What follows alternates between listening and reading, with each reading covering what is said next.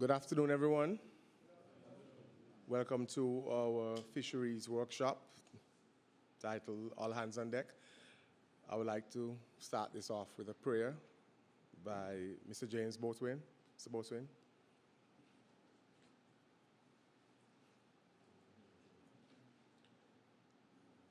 Good afternoon. Let us all stand for prayer, please.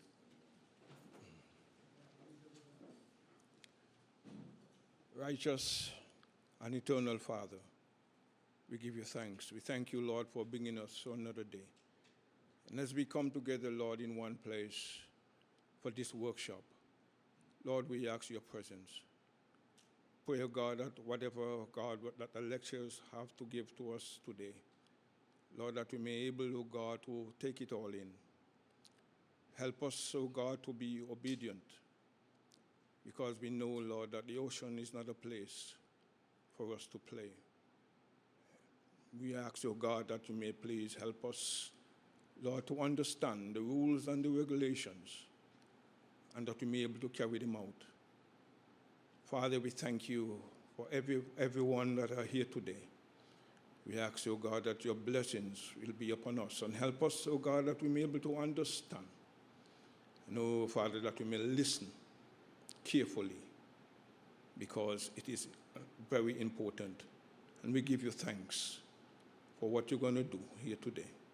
In Jesus' wonderful name we ask. Amen. Okay. Thank you, Mr. Boatswain. This workshop was organized with the intention of getting the fishers, the fisher folks, because we have female as fishers as well. Can't say fishermen, we have to be gender neutral. Getting the fisher folks up to date with what the ministry is doing with regards to the fisheries sector.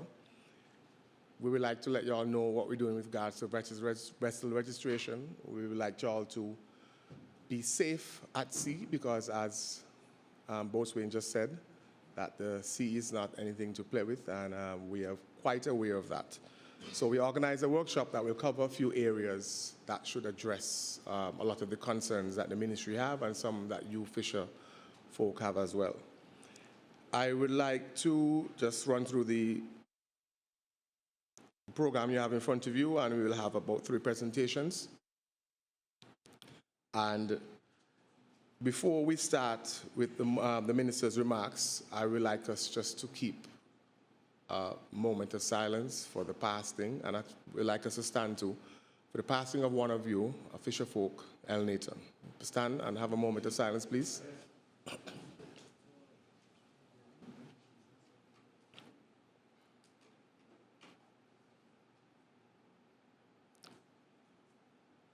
Thank you.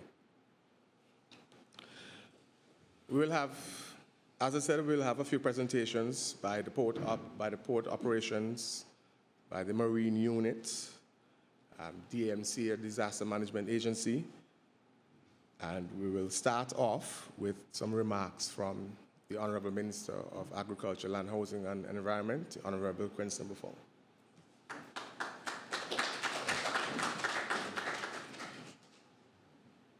All right, good afternoon. Thank you very much.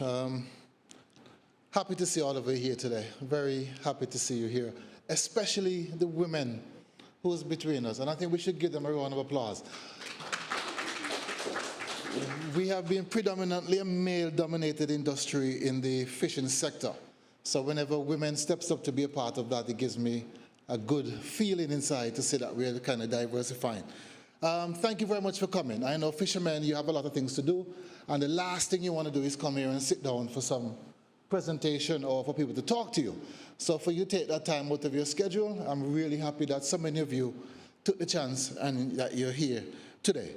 Now, Dr. Maloney and the rest of the team would go into why you're here, but for me, as government, I'm very excited to be able to present you with your IDs and your registration.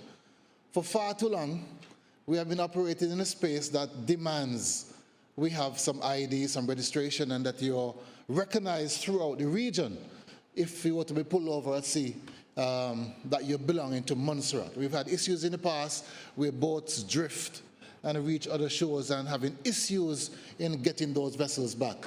This is one step in the right direction. For that purpose as well, and along with our legislative procedures.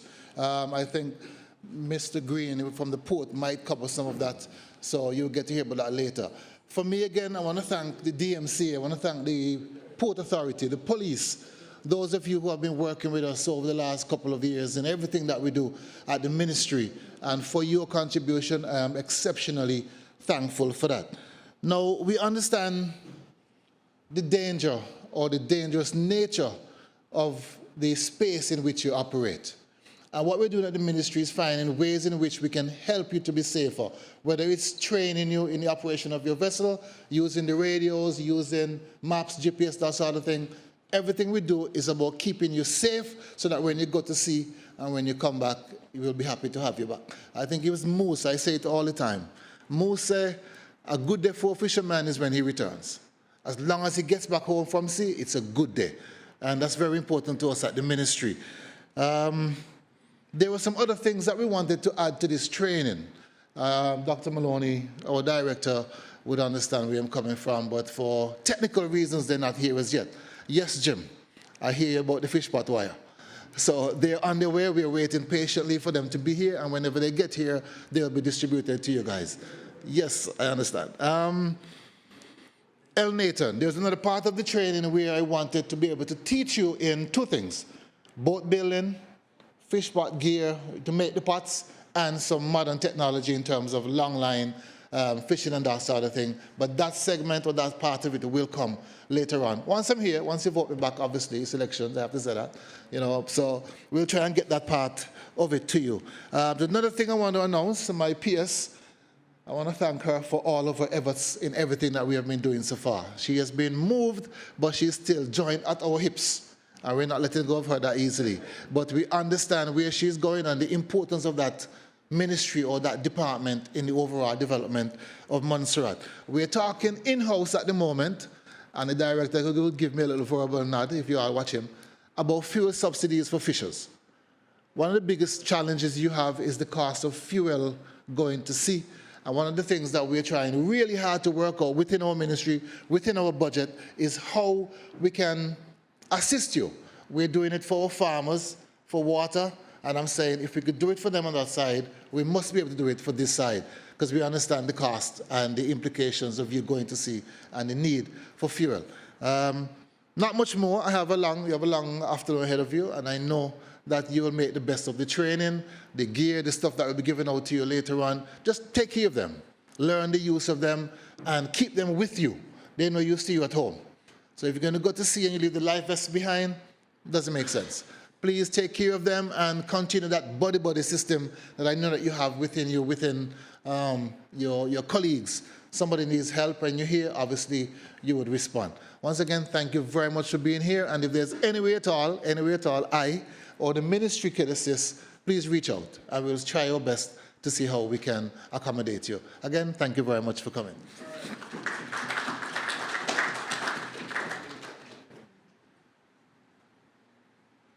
Thank you, Minister, for those words. I would like to invite the President of Montserrat Fishing and Boat Owners Association, Mr. Sheldon Carty, to give you all some brief remarks as well.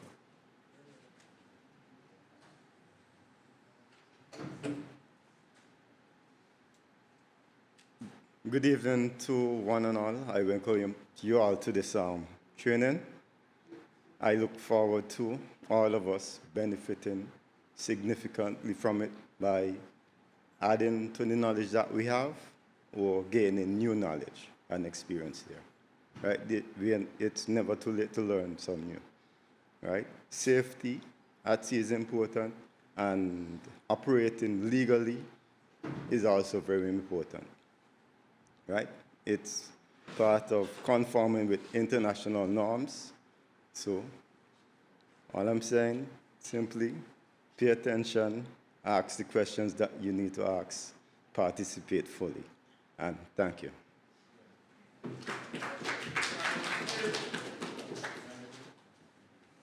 Thank you, Sheldon. Those were indeed brief words. So up next we have port operations, and it's going to be done by Mr. George Green.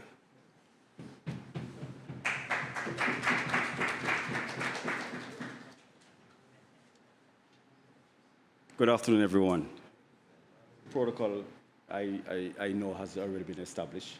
Mr. Buffon, he made some good remarks in relation to his plans when he gets re-elected. I mean, I guess that's his, you expect that to happen. Anyway, my name is George Gilligan. I'm the Port Superintendent, the Port Facility Security Officer, and also the Registrar of Ships on Montserrat. So quite a few hats I have to wear, and quite a few things duties I have under my umbrella.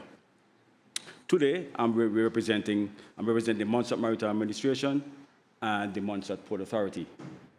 And we'll be covering two topics.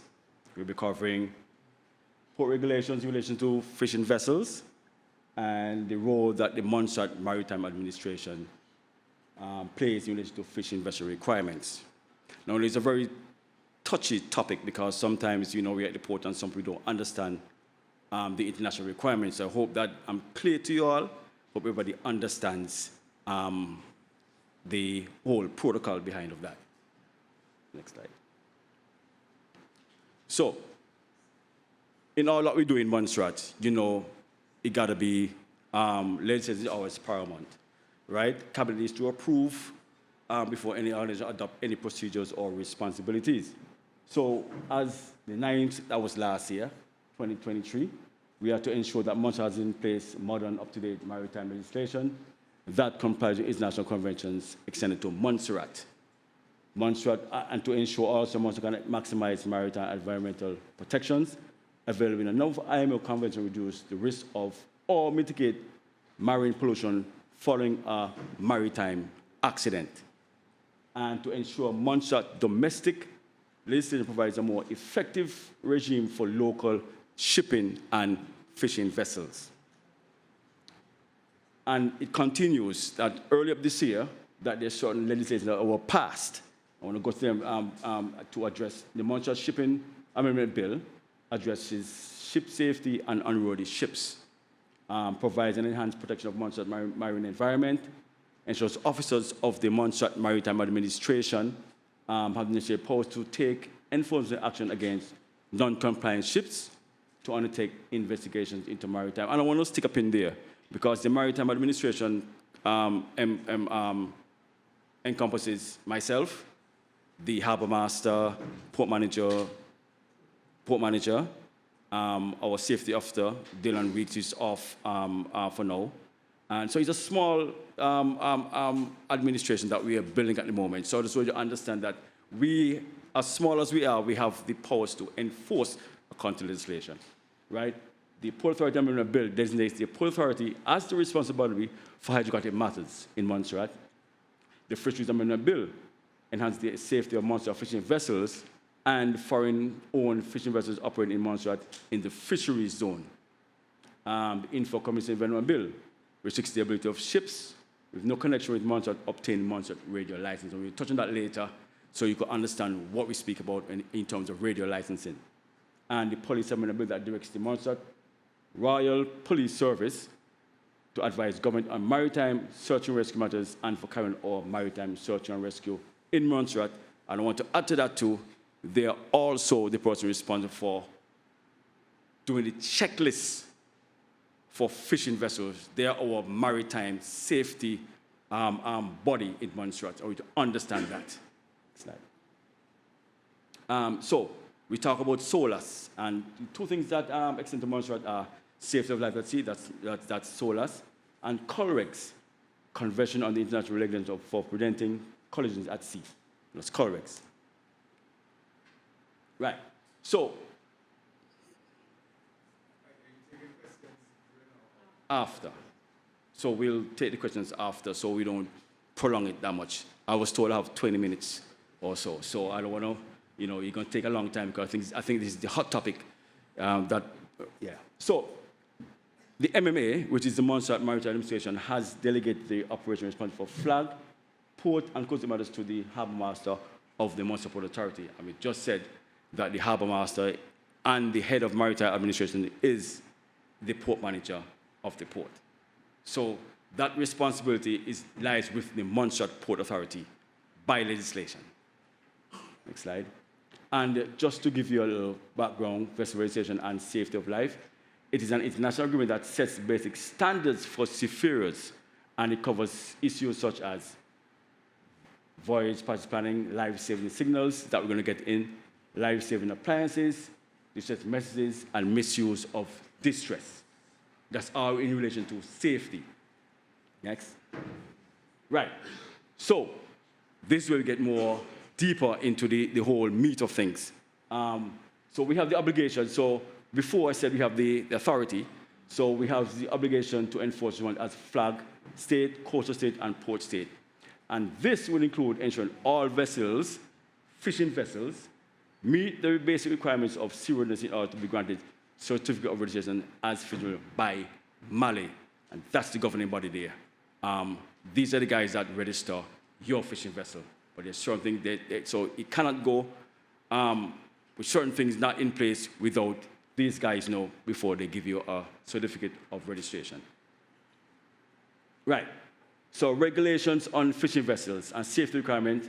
The Merchant Ship Amendment Bill, that's 2024, that's been there, amended to provide the establishment of maritime administration, the appointment of surveyors and inspectors to ensure safety at sea and the protection of marine environment and for related matters. And from 3A, and all these sections and so are part of the edgy offices. So you will go on the online and you see all these and the framework online.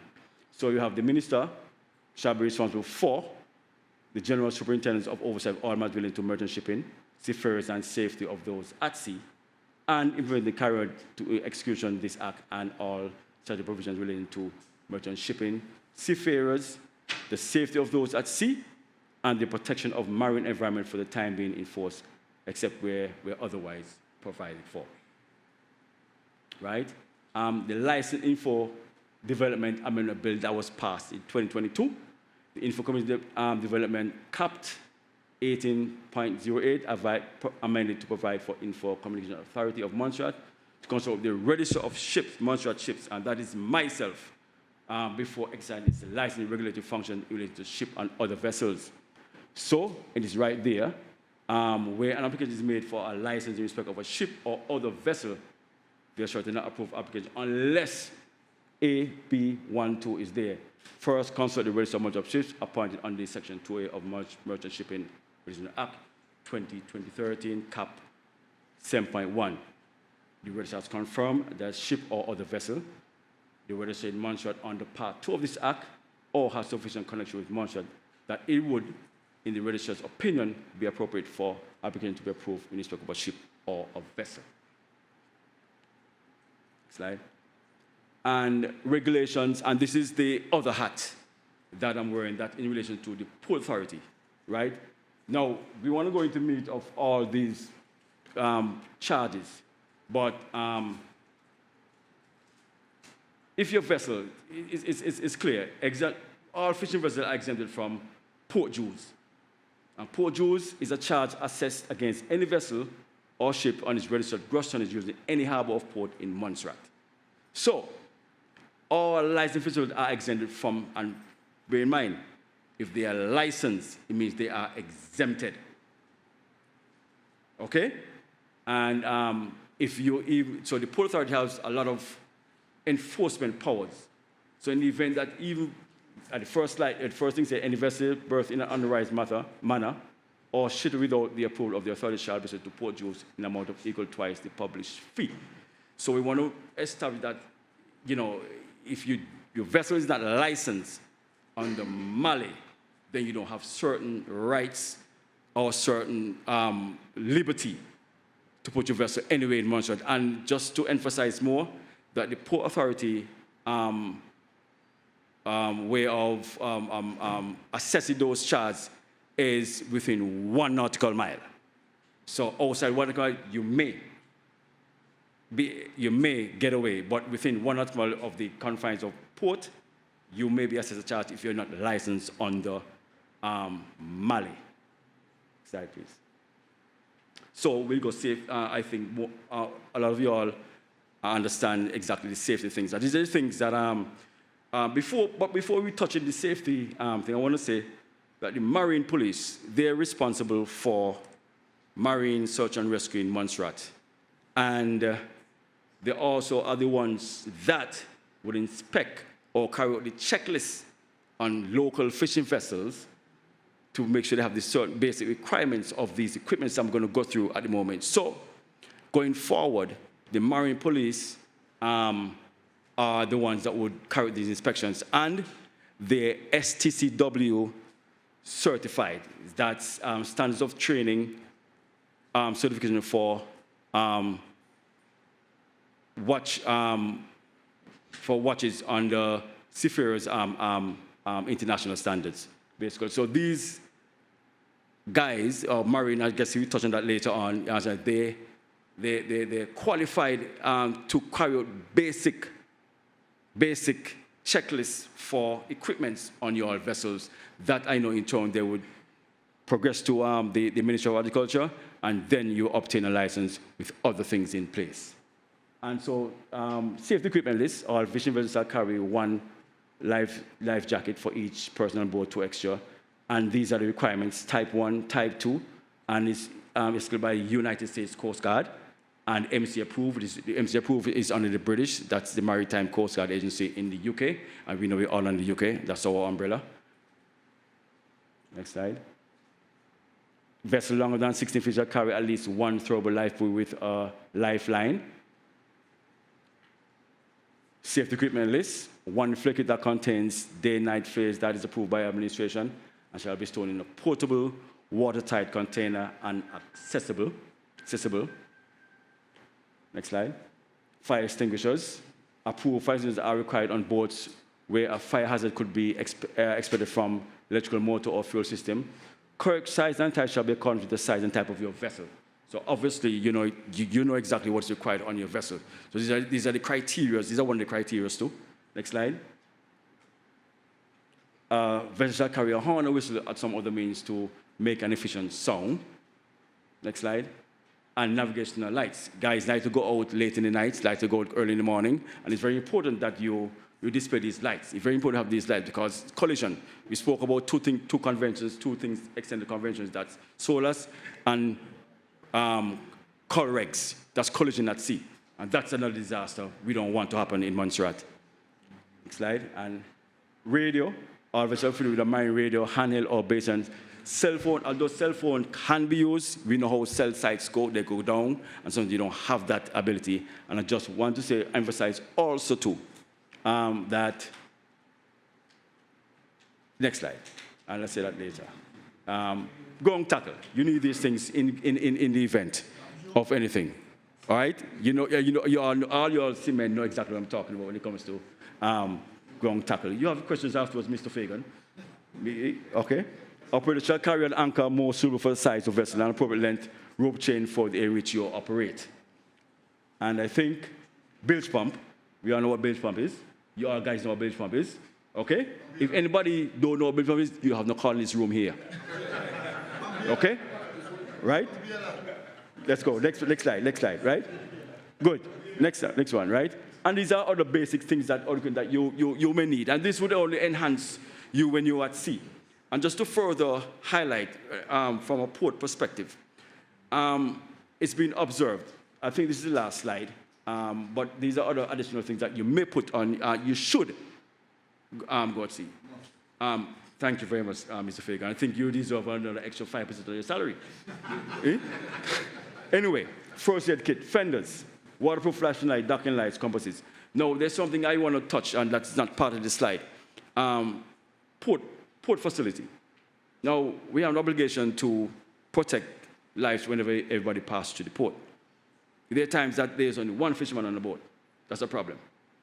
There are times that fishermen, at the same time, when we ask, our officers may ask to, hey, where are you going? Oh, I'm just going on the road or whatever it is. That's not appropriate. Because if in the event that something happens, we need to tell the Marine Police, who are part of Marine Security, afterwards, Mr. Fagan, right?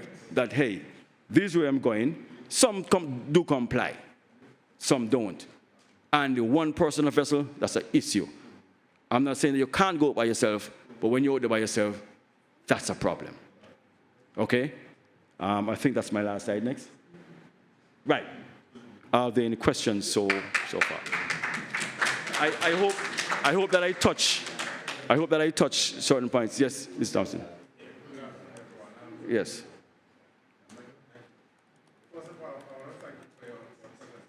Yes, sir.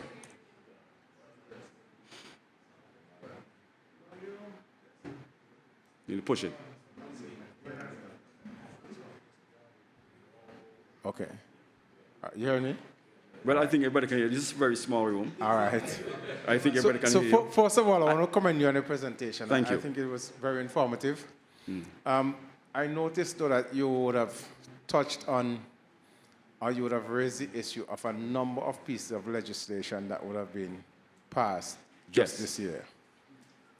I am not sure how much public education would have taken place, but I think that this is a good start. But I would suggest that more of it be done, especially for this particular grouping, because once it is law, it is law. It is law, and it means that if the fishermen are not complying, then action can be taken. All right? So in order to avoid that sort of a friction or having persons not complying, then I'll suggest that a little more public education take place in terms of pulling the fisher folks together and say, okay, this is what the law says and this is what you're supposed to do. The second point I want to raise is there's a requirement to have certain equipment on board. Yes. My question is, and I'm sure that a number of the things that you probably would have raised may not be easily accessible here on Montserrat. So I want to ask if the department would be in some way assisting in getting these sort of things, or assisting the fisher folks. I have known in the past that based on our collaboration with the Ministry of Agriculture, we have advanced or set to them their certain requirements, certain equipments. Yes. Right? And I know that me and my good friend, Mr. Maloney, and my good friend too, the minister, have a certain conversations, because whenever there's an issue, he called Mr. Green at the port. Right? So I guess, yes, things might be on a different level, but I think that question, it's a good question. Yes. But I think that the Ministry of Agriculture, I think the way they're moving forward, I think they have that in mind, that there's certain kits and there's certain equipments that may be not accessible. Yes. But I think how we're working together, I think that is an easy thing that may happen. Mr. Maloney, are you would address that later on in terms of equipment. Thank you. And that's something may be above my head, because the Port Authority may require certain things. But the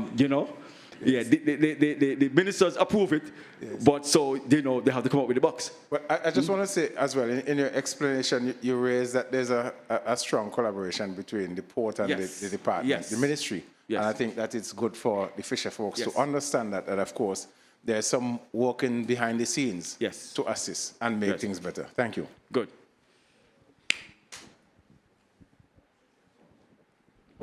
Yes, good afternoon. Good afternoon, Mr. On White. the same line, in terms of equipment, one of my concerns relates to safety equipment. And I know in terms of signal flares, and I use the term signal flares, nobody refers to them as flare guns anymore. Flare guns anymore, right.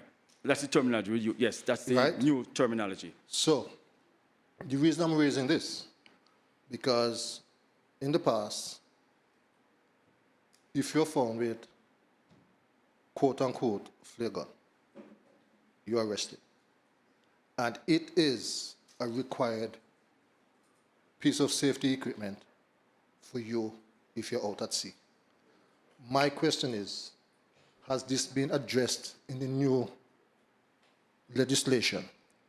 I would think, because you use the word flare gun, I would think that would be a question for the Marine unit to address later on, because they're the ones when you use the word gun.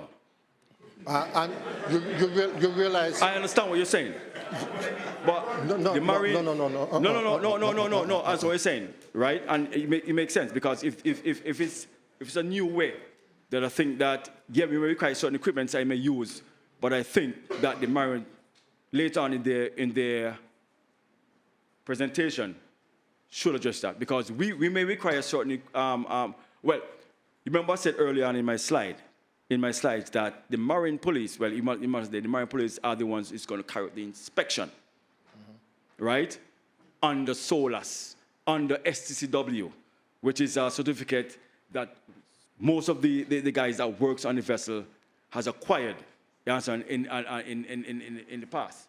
So I guess that would be under their umbrella to address later on. Okay, great. Because I specifically asked that question because in the past, I was trying to get one for my vessel. And because I know in other jurisdictions, you can literally just walk into the fisheries and purchase one because it's a requirement for you, Right. for your registration of your vessel. Right. Under the Firearms Act, it is legislated as a prohibited weapon. So that's So what we get. that is I something just for them I to would let address. Marine to address that in their presentation later on. Any other questions?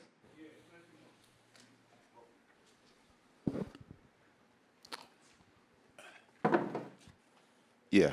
Welcome back, Mr. Christopher. Afternoon. Yeah, in the I have quite a few questions. Apologies if come across as hostile, because kind of confused. You showed a list of safety equipment. I would love to know which ones are mandatory, and it would also be useful if you give an idea of what the price range of them are, because I would be a very surprised man if anybody in this room could buy all of them one time. You Right. know, So I and- guess my good colleague, Mr. Thompson, would address what incentives that the Ministry of Agriculture would assist in terms of that. So I said we had a good collaboration with the Ministry of Agriculture, and Mr. Maloney would address that in a later presentation in terms of costing. And so I guess that's something that we take up with the ministry in terms of cost. It's very expensive. I understand what you're saying. It's very expensive. And although we require them, it's very expensive. I understand that. So I guess that Mr. Maloney would address that later on in terms of how you go about acquiring. Yeah? Yeah, because- Remember, I'm only, just to, I don't want to cut you, but I'm only addressing what is the requirement under SOLAS, under fishing vessel requirements, and it's good for safety. But I know that, yeah. Yeah, but at the end of the day, if we are going to be searched, yeah.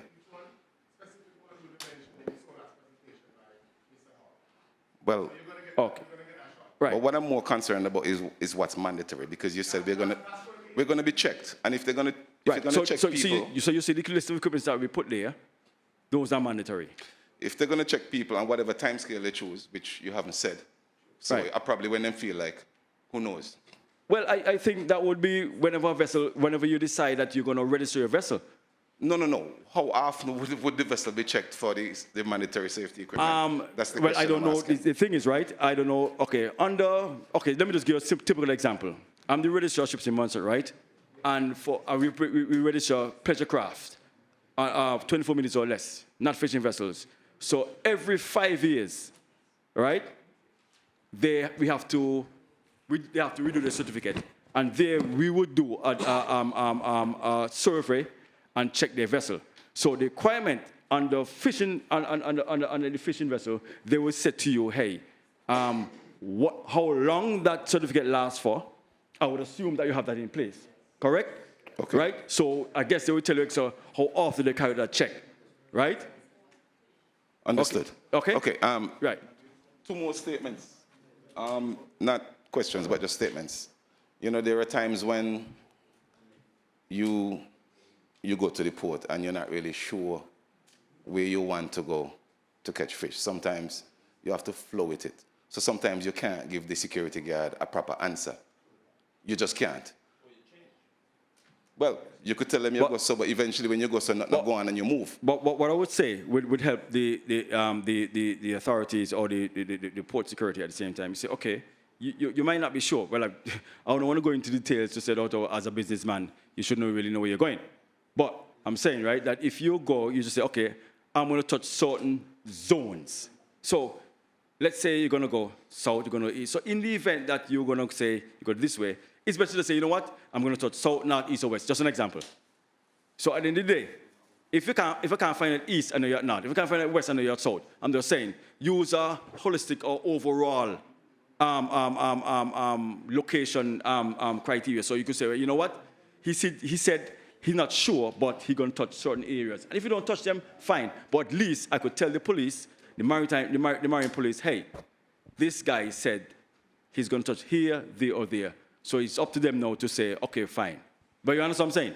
Yes. Okay, sir. Cool. And then, yeah, one last comment. In terms of the not going to sea alone, I understand that is safety issues for that. But sometimes you want to make a dollar and you can't find nobody. I understand that, but you have to look out for your brother. And even though somebody might be ignorant or somebody might be, or selfish, if you want to put it that way, I don't want nobody to go there. It's very important that you have another person out with you. It doesn't matter. If you're out there, something happen, you understand me.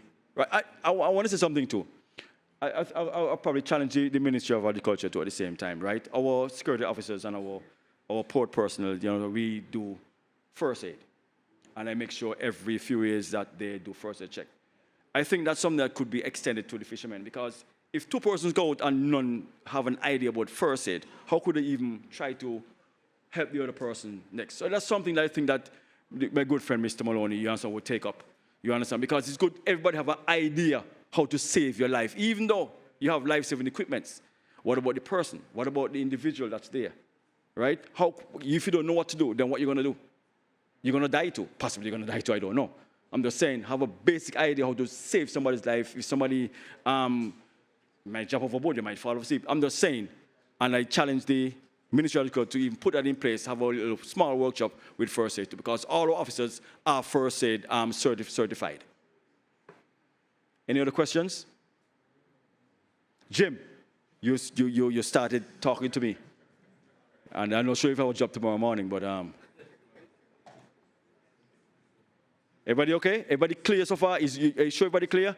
So remember, fishing vessel registration has certain criteria, and we are moving forward. And we're in collaboration with the Ministry of Agriculture. Yes. Yes. Captain John. What I would say is that some of the open fishing boats, the pirogues, you cannot store your stuff on board the boat because it is, the only space is up at the bow, and you have anchor rope and buoys and all kind of thing up there. And they can get damaged. And then when you come into port, you're handling your fish. There is no lockable space to store your life-saving equipment. And what happens now is that you come in and you're dealing with your fish. And when you go back to your boat tomorrow, your stuff is gone. And because they're all manufactured similar or the same, unless you have your name written on them, they would be disappeared and gone. Okay. Okay? Director, you have that in, yeah, that's something that I think that the ministry could take up on. I guess they think I work with the ministry, you know, I don't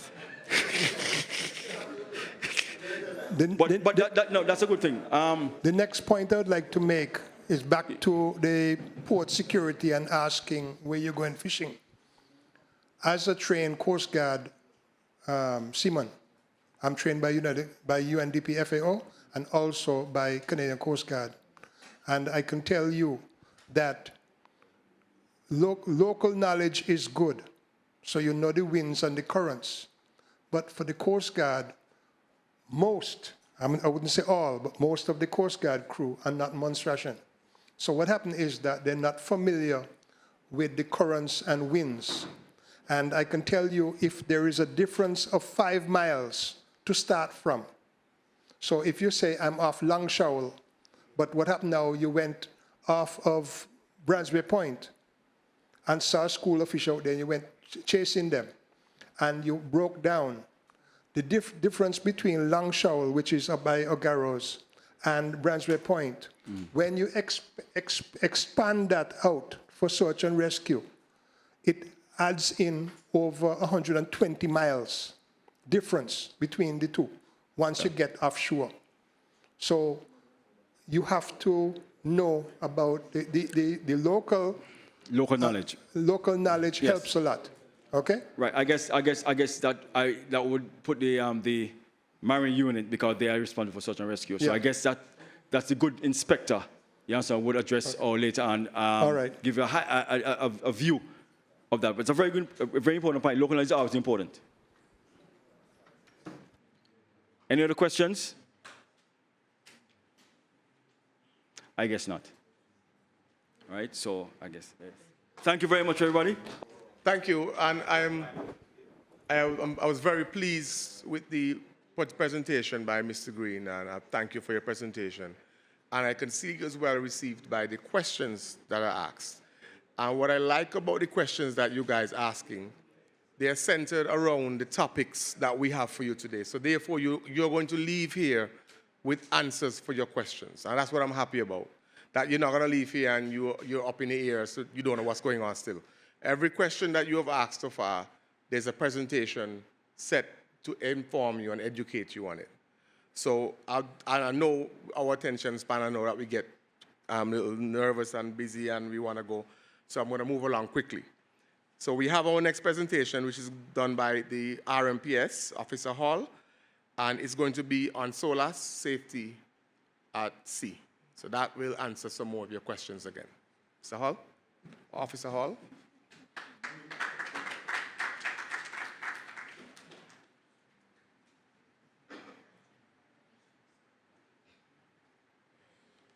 Good afternoon, everyone. Protocols already observed, but I just want to take the time out to thank the ministry, the minister and his team, Doc right here, Mr. Maloney, Mrs. Mendez, and where's Mrs. Roach? She's outside. And of course, Sheldon. Thank you guys, because I love knowledge. I'm a big advocate of knowledge and passing on this knowledge. And I'm happy to what I'm seeing here, because at least at the end of the day, we all will leave with something in our head and making us better tomorrow.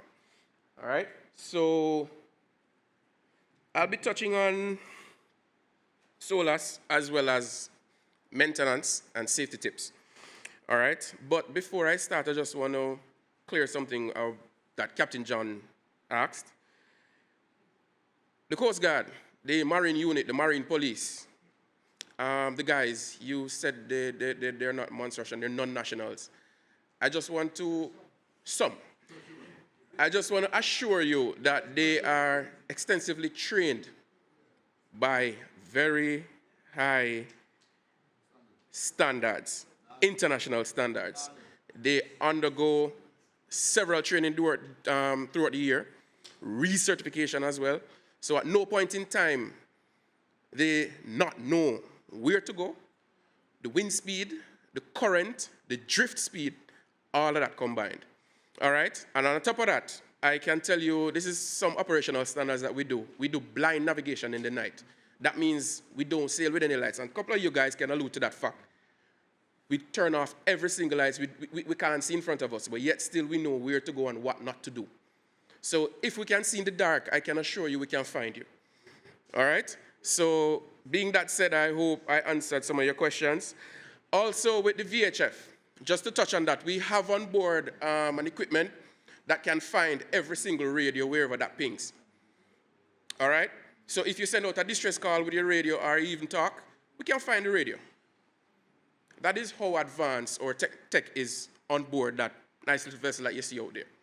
All right? So while we're enforcing you guys to use the VHF, it's for your own safety. All right? So sailors are built in sense of order, service, and discipline. They should be running the world. Nicholas Montserrat, some irony is going on here, but I think sailors are built to run things, right?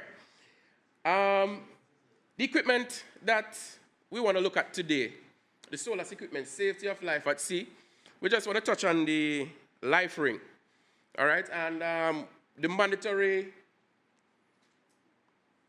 equipment that we should have are these, not except the cell phone.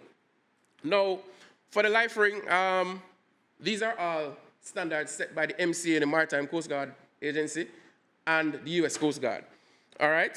And this, of course, is self-explanatory. Somebody falls overboard, we throw it, we get them. Normally, a line is attached to it so that when you throw it, it is not lost or drift away.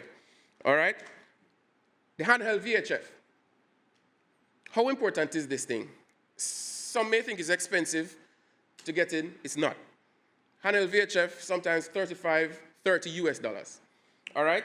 Now, how important it is, as we say, it's not the cell phone where we don't know anybody. Once we go on channel 16, which is the international channel, that's the safety channel. All right? So once you go on channel 16 and you start speaking, everybody will be hearing. All Coast Guard agencies will be hearing. All rescue agencies will be hearing what's going on that channel. All right? So that is the standard that is set internationally. That is why we try to enforce having one on your vessel. We know everybody, or not all the vessels are equipped with the battery, the nice high-tech system that you could install one of these. But the portable ones, these you can carry home with you, always have in your little backpack. And they are waterproof and they're floatable. So don't think that if they fall in the water, they'll sink. Try when you're finding or researching one to buy the floatable ones.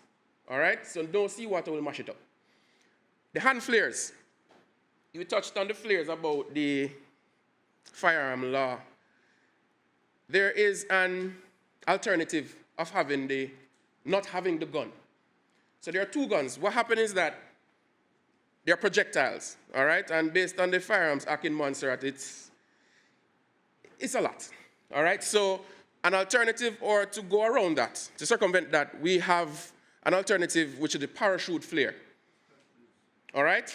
So while the flare gun may not be so legal, the handheld flare, this one, and the parachute flare, that is somewhat passable, all right? So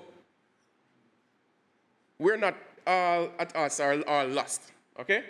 Now with the flare, I strongly advise you guys have one on board. I mean, they might be a little expensive, but from time to time, just try and buy them as you go along.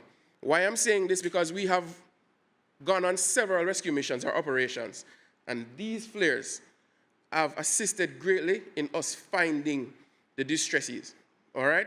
So these can be seen from miles away. And once we have communication with the person in distress, all we have to say in the night is, hey, pop your flare, and we will find you, all right? So it's very, very important for safety.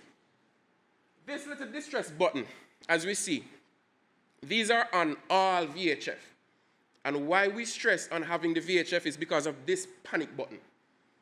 Whenever you're in trouble at sea and say you're panicking and you don't know what to do, all you have to do is just press that button. I will explain in a further slide how it works. All right? Now, the cell phone, everybody is tech-savvy, everybody is, talking about the new age. Having a cell phone is good because they have inbuilt GPS as well, which is an information that we readily ask for as the Marine unit when we're going out. All right? So in order to find you, it's good if you could relay that information. What is your GPS location? And most of these radios, they actually have GPS in them. All right? So again, while the cell phone can go on channel 16 and call everyone, it can call your relative, and they may have some direct contact with the Coast Guard or whoever that can make some emergency plan, get in action, and come and save you. All right? These reflective tapes, very useful. Very extremely useful. Why? They can be seen for over a mile. Of course, they work with light. And when we go out on our searching operations, we use some very big floodlights. I'm not sure if you have seen them. All right? And even though you may give us our location on the sea, it's not so easy to see you visually, especially if the water is choppy. All right? So if it is that we have our searchlights on, in the vessel, it's extremely dark, so whatever we see outside, anything we see, any small light, we pick it up easily. So when you have these taped on your vessel, we can pick you up from a mile away, which makes our jobs much easier and finding you much easier. All right? Now, as I was saying about the VHF with the communication, let's start at 1. Say, for instance, somebody goes out and is in distress. They will push that panic button, and what happens, it sends a signal to the satellites. And these satellites, they work 24/7. They never go down. All right? And when it goes to the satellite, it goes to a local user terminal. These guys are always on call, always working. They will relay the information to a control center, which is the closest one in the Caribbean is in Martinique. All right? That's the MRCC. Maritime Rescue. I hear. Come on, man, talk up, man. All right, so they're the Coordination Center for Search and Rescue. And I can tell you, again, we have worked with these guys on several occasions, whether air rescue, sea rescue, or both. We have helicopters, they'll utilize helicopters, they utilize planes. And to even go, Captain John, we have something that we call search and rescue patterns. You would notice that we do grid patterns. So if you're lost at sea, and we will not just go out and rush towards you, we'll have to do a risk assessment. All right, and this risk assessment will include, we have in factor the wind drift, the wind speed, the current, the tide. All of this we will sit in before we head out. And we will calculate, okay, this is your last recorded position, and then we will start a search pattern. And this search pattern can span over miles. And I can guarantee you, most of our searching operations are successful because of these searching patterns. All right, so this is not information that is available to you, but I'm telling you now, that is how we find you guys. All right, so while we're searching at sea, we can also utilize the MRCC with the resources, the air resources. All right, and also we can communicate with these helicopters and planes as well. All right, so you guys are very safe. Now, we want to touch on you guys being a bit safer. We know that we are going forward in green energy. For the guys who have outboard engines, everybody has outboard engines. And you know after cranking your engine, if it's down and you crank your engine 5 or 6 times, it stresses the battery greatly, correct? Yes? All right, cool. Sir? All right, so, sorry. I even went online and researched this. This thing costs $14 US. And this thing can charge your battery, or top up your battery, in less than 2 hours. You hear me just say? $14 US and it can top up your battery in 2 hours time. Now, if you break down at sea, which we have seen already, guys cranking, starting, nothing, your battery completely dead, this is extremely useful in the day. All right, so while I say Jim sometimes walking with battery and big yard.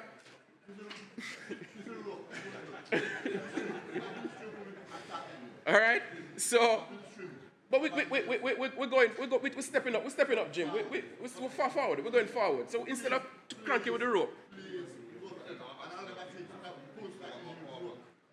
All right. So, as I was saying, with the cell phones at sea, you know, sometimes the batteries go dead. We have solar panels that charge your cell phone as well. All right? And also lights, sorry guys. Lights can be also attached to these solar panels and the batteries. All right? So, again, I'm stressing on the importance. You're lost at sea in the night. It's easily visible, or we can find you more easily if you have lights on board your vessel. All right?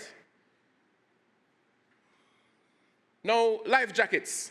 Even though you might see them, not all of them work the same. They will keep you afloat, but not all works the same. This one, I love this one because it's less bulky, it's all just around your neck and it's deflated. As soon as it touches the water, it comes on, it inflates automatically, which is very good. Not good for the rain.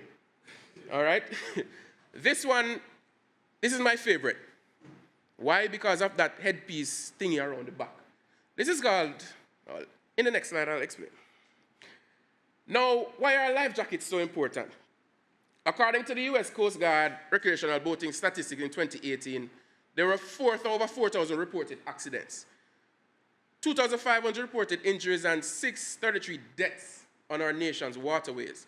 A majority of these deaths were due to drowning, and 84% were not wearing a life jacket. The U.S. Army Corps of Engineers statistics show for the last 10 years, most of the water-related fatalities that occurred at their lake and river projects were men. And 18 and older were not wearing a life jacket. Guys, you can drown. All right? Now, why I said I love this one, it's called a self-righting life jacket. Now, in the event that you have an emergency at sea and you knock your head and you fall in the water, this one will automatically right you and let your head face up out of the water. This one won't. This won't. This will. All right? It's a bit bulky, but I can guarantee you, once you fall in the water, whichever position you fall, it will immediately right you up and put your face out the water so you can breathe. Well, once you put it on correctly. All right? So this headpiece, it rests around your back, it keeps you up. So if, guys, I would suggest you get this one. The cost? We can research that one later. Now, if you want, I'll give you the slides later on. So if you want, you can always check the different grades, the different ranks, the grades of the life jacket that are needed. All right? Now, the sea survival kit. Again, very important tool to have on board. Captain John, you said people will steal your stuff, and you don't have any place because you have open deck boats, right? Now, we have containers, waterproof containers, that they have with the lock function, with the lid and the body of the container. Now, we have tested them. No water can get inside, all right? They're this big. They're not hard to walk with. So if you're scared about somebody stealing it, just walk with it every day. And all of these things are stored in that little container. Now, how important it is first aid kit. George Green said something about first aid, which is very important. You guys have some injuries, pulling fish pot, somebody get a cut. What happened? You bleed out, or you run back, or you administer first aid. So it's very important we have our first aid kits. The sea anchor, number 10. This might be useful to the guys who are doing those fishing outside without anchor. This thing, I'm not sure if anybody knows about it, but sometimes you're in deep waters that your anchor just cannot reach the ground. When you throw this overboard, it slows down the drift of your boat. It's a drogue. Eh? Drift bag. All right? It's called a drift bag, a drogue, a sea anchor. Now, once you put it in the water and you're catching your fish, if you put it in the water, it slows down the drift of the boat significantly. All right? So, the ration. This is a dry ration that if you don't have your crackers or you run out of your food, this is always available. And these comes in the kits. All right? So if you lost at sea for a couple of days and you run out of food, these are like our poor packed meals. They have all the nutrients in it that you need. Okay? Now, we're touching on maintenance. The technical meaning of maintenance involves functional checks, servicing, repairing, replacing of necessary devices, equipment, and machinery. Now, I would have gone over some things already with the previous session that we had, but I'm seeing a lot of new faces, so we'll just go over it briefly, all right? Now, two main types of outboard engines that you guys have, 2-stroke and the 4-stroke. Everybody familiar with them? Guys, come on, man. Everybody feel familiar with them? Cool. Now, the fuel, as the minister said, they will have some incentives for you guys. Great news. Now, cover fuel tanks with white-colored waterproof material to minimize temperature rise in tanks and decrease the rate of evaporation. Now, everybody knows that black color absorbs heat. So if you cover it with white, is the less heat going to go in the tank. And the more heat you put on the tank, the more it evaporates. All right? The more it evaporates, you go dead with cold start.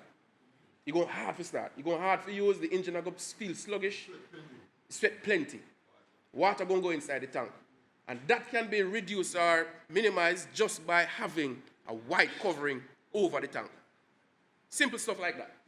All right? Try to use fresh fuel. So if you know your boat uses 10 gallons, don't put 50 gallons in it and then you only use 10. And then next week you use from the same 40 and go on. The more you leave the stale fuel in the boat, is the worse it becomes. The shelf life for gasoline is very, very, very low. 30 days, 60 days. It's not good. All right? Even though it's still usable, it's not healthy for the engine. If using 2 or more engines, it's advisable to use 2 fuel separate tanks. Why? When you buy one container of fuel and you put it in one fuel tank, feeding your 2 engines, whatever dirt inside the one tank, you're going to kill the 2 engines. But if you have 2 bottles, feeding 2 separate engines, whatever dirt inside this one cannot go on the side on the other one. All right? So it's very, very, I advise you to have, if you have 2 engines on your boat, use 2 fuel separate, 2 different fuel tanks or fuel bottles. Right? For the plastic fuel containers, interchange them and dry them out. Don't just store the fuel inside, because if you check after a while, you see some gum in the bottom or in the bottom of the bottle. This gum is very dangerous to the injectors. All right? Clean the fuel inline filters regularly and try to install a Raycor filter. We'll show you what a Raycor filter is between the tank and the engine. And keep the suction line in the tank off the bottom of the fuel tank. So the suction line that you take the fuel out the tank to go to the engine, don't lay it down on the bottom, because on the bottom have all the dirt and the muck and everything. Keep it up. All right?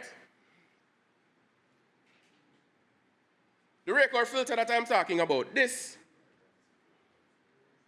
little glass piece under here, or plastic piece, you can see if water is inside your fuel. This is the first indicator that you have to know that your fuel is contaminated. If you have your normal tank, you won't know if your engine shut down, you won't know what happened. But if you have one of these installed, you can just run and check on it, and you will know immediately if it's water inside or dirt. All right? So they are equipped with this drain hose, with this drain plug that you could just drain out the water. And normally they have some plastic rims inside, some density rings. They will not float in fuel. But the minute you put water inside, they rise up. So as long as you see the ring on the bottom, it's good. But when you see it floating, water is inside the fuel. All right? So these are very good things to have on your boat. Inside the boat. All right. Hull fouling. Guys, what is hull fouling? What is the fouling of the hull?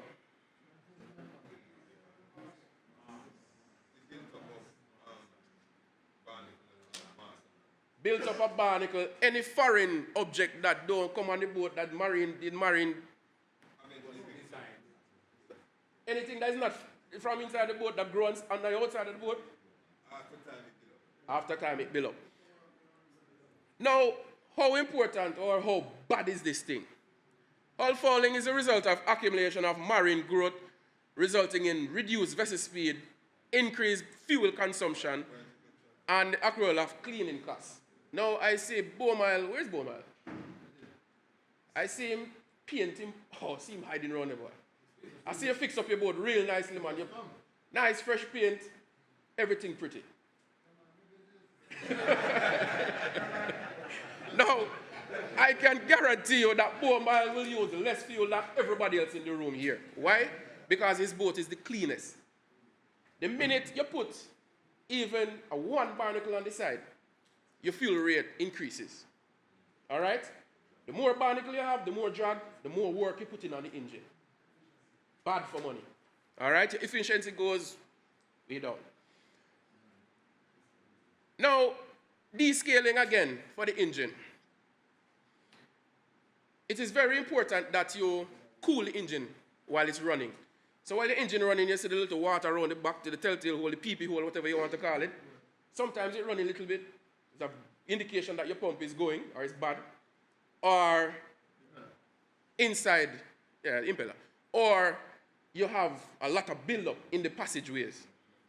Now, I know sometimes after fishing, we come home and we're tired and we can't bother flush out the engine, but flush out the salt water.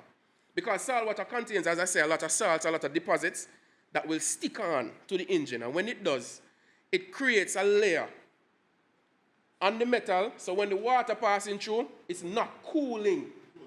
It's not cooling the engine properly. So all that build-up, all that scale that you see, is creating a nice little blanket for it to not cool the engine. Now, when this engine starts to overheat, then you have pressure problem, oil pressure problem, gas problem, every problem. Gasket, everything, engine head get leak, problems. All right, so it is very, very important that you carry out descaling operations of your engine regularly, probably once a year or twice if you can. Now, descaling engine flush. You might ask, where is it? It's easily accessible in Antigua. All right? Less than $100 for the bottle. Cheap. All right? Now, this is a result of using this descaling liquid. So after you flush your engine and your cooling passages, this is what it looks like. So you don't have to go there with no screwdriver scraping off anything. Just soak the engine in this. Run it through in the drum that we have before and just circulate it. Sorry. And then it will clean it for you. Very, very important. After you use the descaling, wash it out with fresh water for about 5 minutes. Don't leave this thing within the engine. It will rot the metal. It will eat the metal away. Fast. All right? It's very strong acid. At least twice per year. At least twice per year, if you can. Once or at least twice. How do you use that? How? How I use it? All right. So you will have the drum. You will have the drum of water. Yes, concentrated, man. The instructions will be on the bottle because all of them have different concentrations. So it will give instructions, okay, you mix it 1 gallon with 50 liters of water or whatever. Sorry? Cool. Sorry?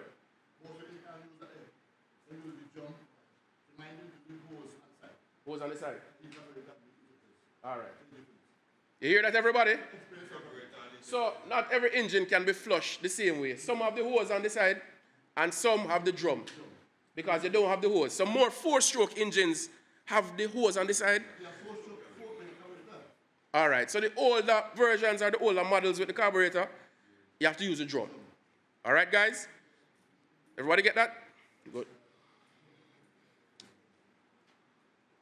This is what not having cathodic protection on your vessel does. This is not good. All right? And this, whenever we have cathodic protection, is when the seawater acts as an electrolyte. I'm going to go into a little bit chemistry. So the seawater acts as the medium by which this thing will start to eat down. All right? And whenever your engine is running, it produces electricity. Now that electricity is transferred in the water on the engine, and it will eat away the engine. However, if you have a trim tab, right? Boy, Jim bright today, I like it. Right? Now, if you have it on, right? What this is, it's a softer metal than the engine itself. So the engine, no matter whether it will produce electricity. So while it's producing that, it will eat away on this thing before it starts eating away on your engine. So guys, if you never checked this thing before, go lift up your engine tomorrow and ensure that it's there. If it is not there, I can assure you the engine will last long. Okay? It's not so expensive. Replace it. Okay? It's something that is needed. Okay, go ahead. I'm not hearing you. Not all trim tabs work for every engine. I was saying not all trim tabs work for every engine because it may seem similar, but you put it on, and if it's different, it can mess up your prop. I've had that situation where I had one, And a friend of mine said, boy, I have a spare one that I think. And instead of just fitting, mine was a bit back. All right? I heard Kang, one new prop, and that was it. So just. So guys, everybody get that? Not all trim tabs work on all the engines. All right? So my rule of maintenance is the cheaper items for your boat, like the fuel, the pump, extra fuel pump, extra bottle or whatever, buy them and put them down. So that whenever you need them, you're not thinking about the part, going in the book or the manual to find the part. You would have already done that and have one in spare. And please have one of these in spare. So it will eliminate the problem of you putting on a bigger one and it damages the prop. Okay? So always just, when you get a little money from the fish, the extra money, buy them and put them down. Lubrication. Now, extremely important. Greasing is very important, but the using of incorrect grease can have adverse effects on your engine or wherever you use it. All right?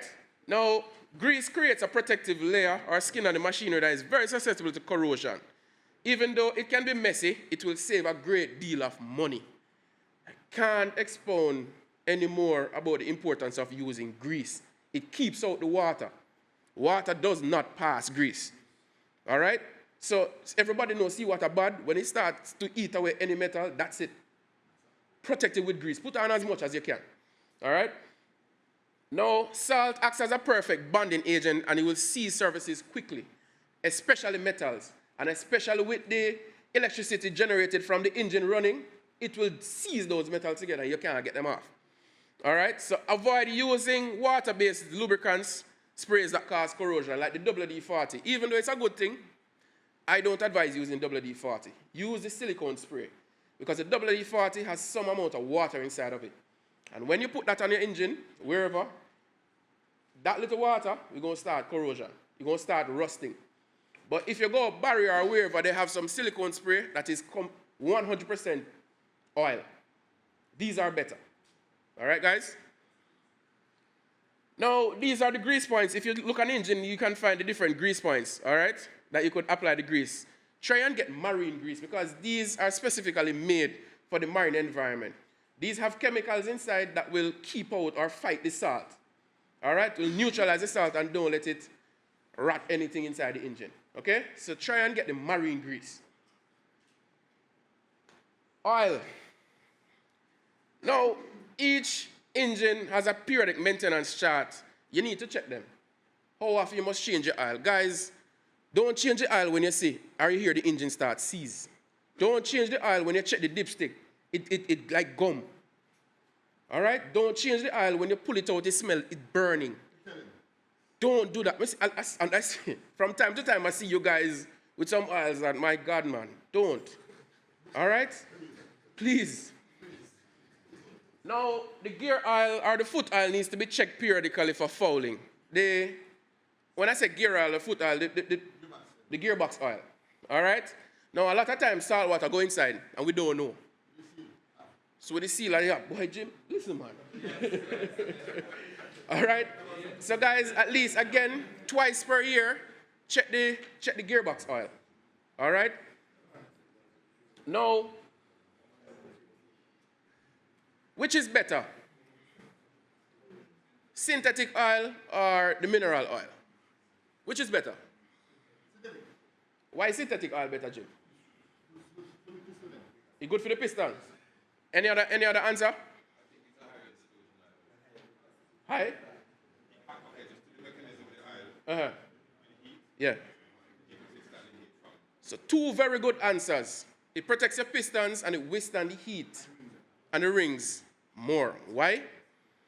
The mineral oil, that is just oil straight from the crude oil, that's a raw oil. The synthetic oil now, it has additives. So they take the crude oil and they put it in a lab. And over years, they would have studied what hurts the engine most, right? Because when you burn the fuel, that generates it creates some chemical reactions. Now, with the mineral oil, it just burns. But with the synthetic oil, it burns and protects. All right? So while these chemical reaction is taking place and giving off a lot of bad things in the engine, The synthetic oil neutralizes that and increases the life of your piston rings. Your piston, your crank, every single thing inside the engine, it increases, all right? And also, it reduces the amount of heat buildup. It neutralizes all those high temperature, it brings it down so that the engine can run at a healthier temperature. So, while the synthetic oil costs probably $10 more, you will have your engine 10 years more. Proven, all right? Now, this is what I just explained with the trade-offs. Now, some general maintenance tips: don't run your engine dry, as I would see again. I hear sometimes some guys revving the engine, no water running through it. It takes, what I call dry is your engine tilted out the water and you start your engine just to test it. You're doing some maintenance and you want to know if the engine started, don't start it without the water. It takes less than 5 seconds for the impeller to wear. All right? So, guys, it's a very bad practice. Try not to do it. Seconds and your impeller gone. So this is what the impeller looks like. So that little black thing, the housing, it gets hot very fast without water. All right, and taking it off, again, just to avoid all of this, use water. It's a real problem to put it back, because sometimes the foot not aligning properly.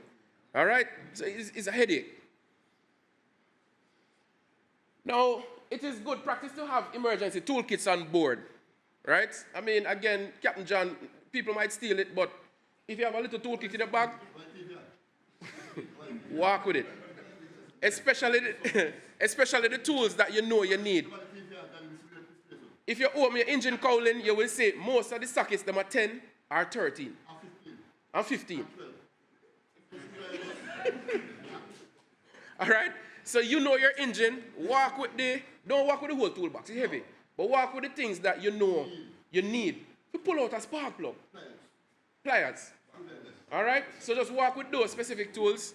Just in case you break down at sea, it's much easier to just work around your emergency. All right? Now, your spark plug may be faulty or showing a combination of problems. Cold start, you're starting, and nothing is happening. There's a high chance that your spark plugs are foul. All right? The engine shaking, your engine idling, and it just, probably one of the spark plugs gone bad. All right? Lots of engine power. Spark plug again bad. Your engine can't accelerate. You put it to high rev and it barely moving. Again, spark plug. All right? So, guys, this is not every 6 months. Every 2 months. Pull them out and check. When you're tightening, don't over-tighten. All right? So just check them, and if it's too wet, something is going on. It tips too high, it's not going to spark properly. So be careful with the clearance. After a while, the spark plug go down, so you can just tap it down a little bit. All right? So spark plug maintenance, don't just open it and take it out and look. It don't solve the problem. Because the more you use it, is the more it wears out. So just tap it down a little, not too close. But I feel like the space is a bit too big, probably like 3 or 4 millimeters. A hacksaw blade, that's for some of them. That's for some. All right?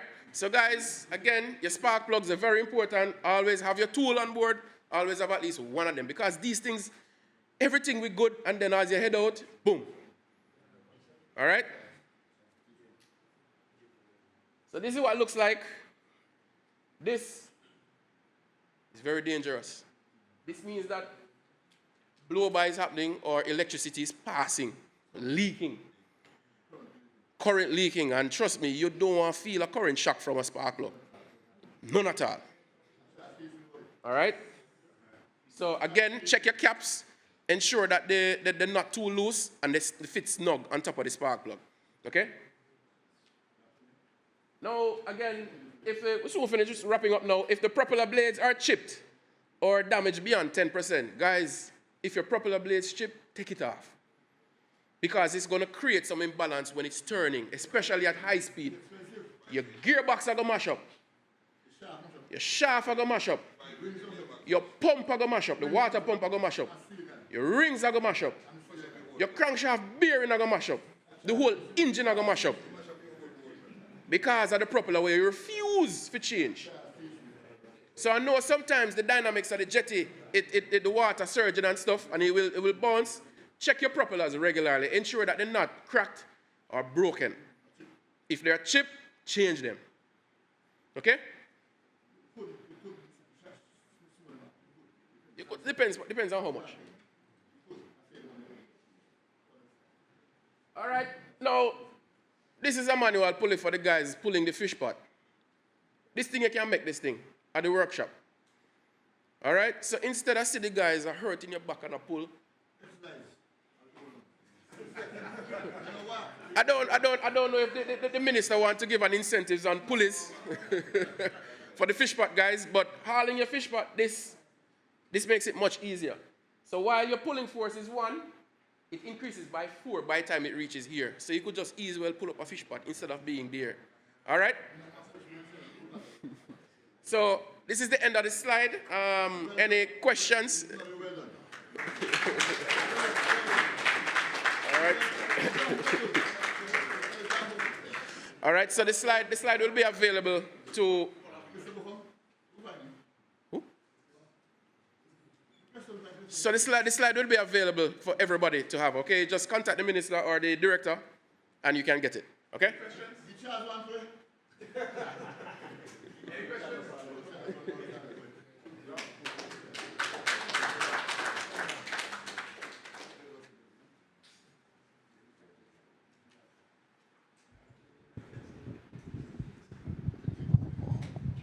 Raphael pushing it down, because I know you're short like me as well.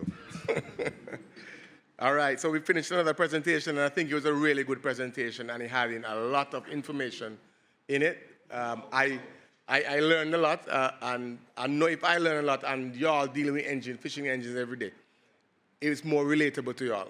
So, you know, I'm happy that this information is being passed on. So, wonderful. So we're going over to radio operations, and Mr. Raphael White from DMCA is going to give you all a presentation.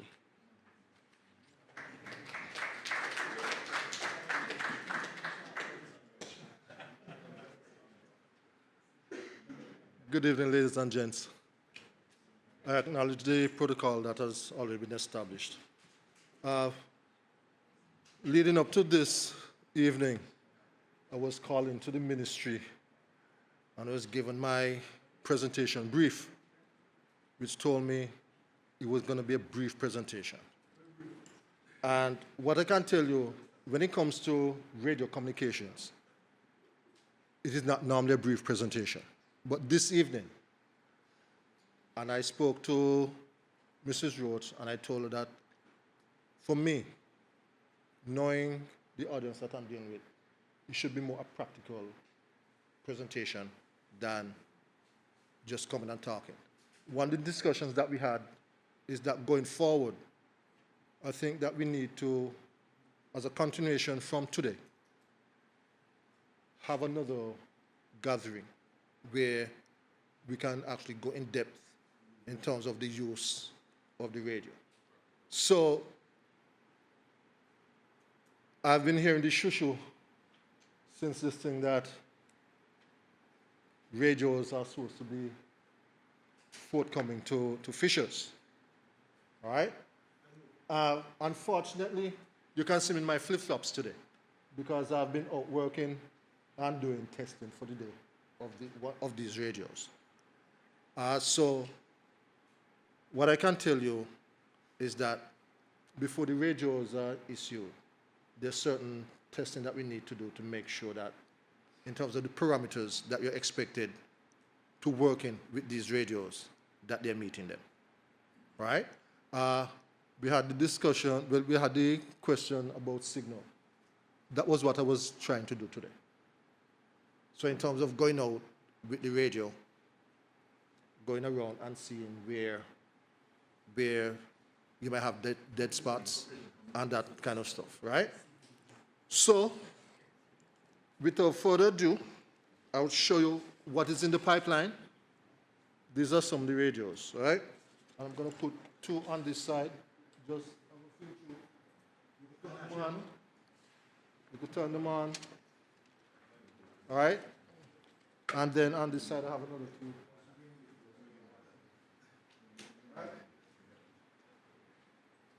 So these are the radios that we're most likely, well, not most likely, these are the radios that are available, provided by the ministry, and I make sure I make that thing. That is outside my purview. You'll direct that question where you need to direct it, right? So, good question.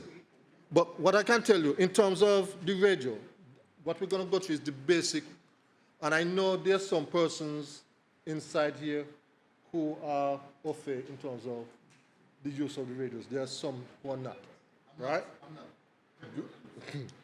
So, when would you expect to use a radio? Not just an emergency. Because for some persons here, you may find yourself going to Antigua. We'll get there, right? You might find yourself going to Antigua. You might find yourself going to St. Kitts. And just a little bit here, this is one of the things that we need to understand. We spoke about in terms of when we go out and safety. Listen, gentlemen, I know you don't want, for some fishers, they're very protective of their location. What you need to do with this radio, from time to time, do a radio test, call the port and see if you have radio contact with the port. Simple, right? We talk about the cell phone. The cell phone is just used as supplementary to this. Okay? As was said before, previously, Channel 16, you make that call. If it's not port, there's some other agency that is monitoring Channel 16. You understand me? And I know there are local individuals here, especially in the the Amateur Radio Association, who monitors the last year, February, I went to Nevis. And I met a gentleman there, and he came to me and he said, "You're from Montserrat?" I said, "Yes." "You know somebody down there, Avalon?" I said, "Avalon?" I said, "Yes." He said, "That man saved my life about 20 years ago.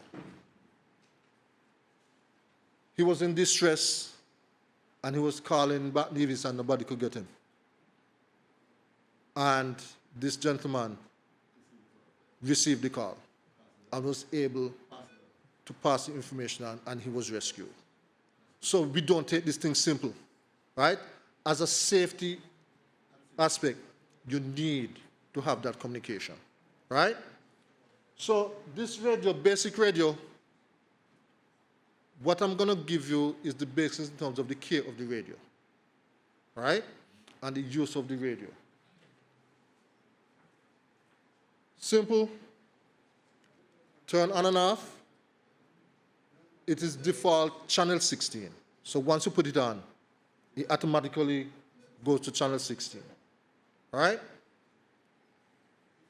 On the radio, it has the volume, and these are push buttons. There's some that actually have the knob that you could turn up top, right? And you can change the channel. So if you call port, let's say you're out at sea, and you call port to make a radio check. When we do this training, we can sometime in the more fancy thing, I give you what we call the phonetic code. We ain't going through that. You want to be able to be out there, and if you have an issue, call port or call somebody and say, "Well, listen, this is my situation." So it doesn't have to be an easy emergency. As I said, when you're out, I expect you to at least, maybe every hour, do a radio check. You understand me? So it's going to be simple. Montserrat Port, daily bread. Excuse me? We're going to get to, we are not there as yet. As I said, when we have the next meeting, because right now I just got this yesterday and I feel that it would be a disadvantage to you and a disservice to you to be telling you, oh, these are the specs at this time until when we know exactly what we are working with. You understand? So I don't want to be leading you blind. Okay? So let's say you're doing a radio check. All it's going to take, everybody have the, turn the radio on that you have. All right? Hal, you have on the radio there? Okay, so you're going to be the port. All right? No. Okay. All right. So let's say you're making a radio check. So it's going to, no, you just because I want them to hear you with the response. You don't have to go outside. Okay. All right? So as I said, I just want to give you the basics. I just want to give you the basics so that at least when you're out there, and guess what?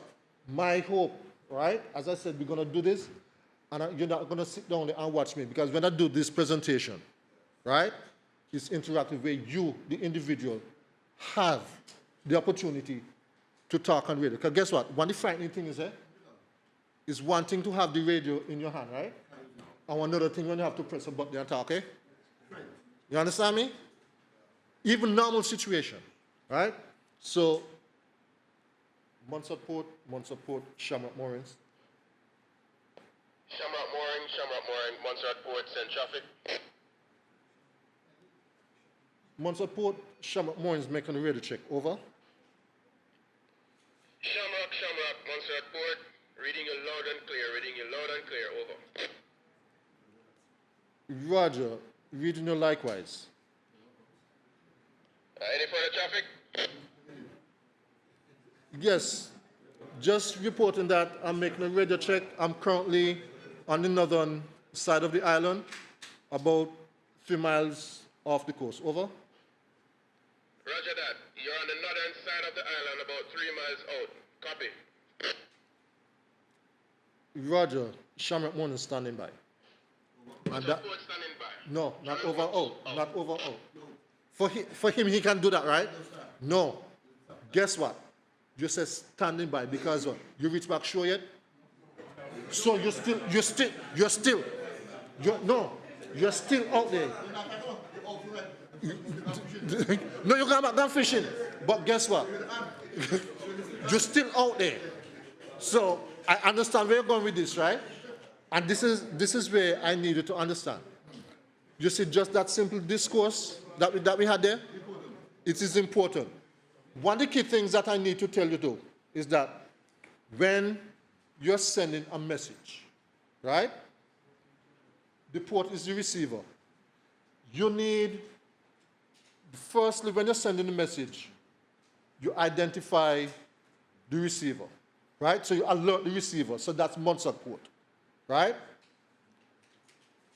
When you think, I said Montserrat Port, and then you identify yourself, right?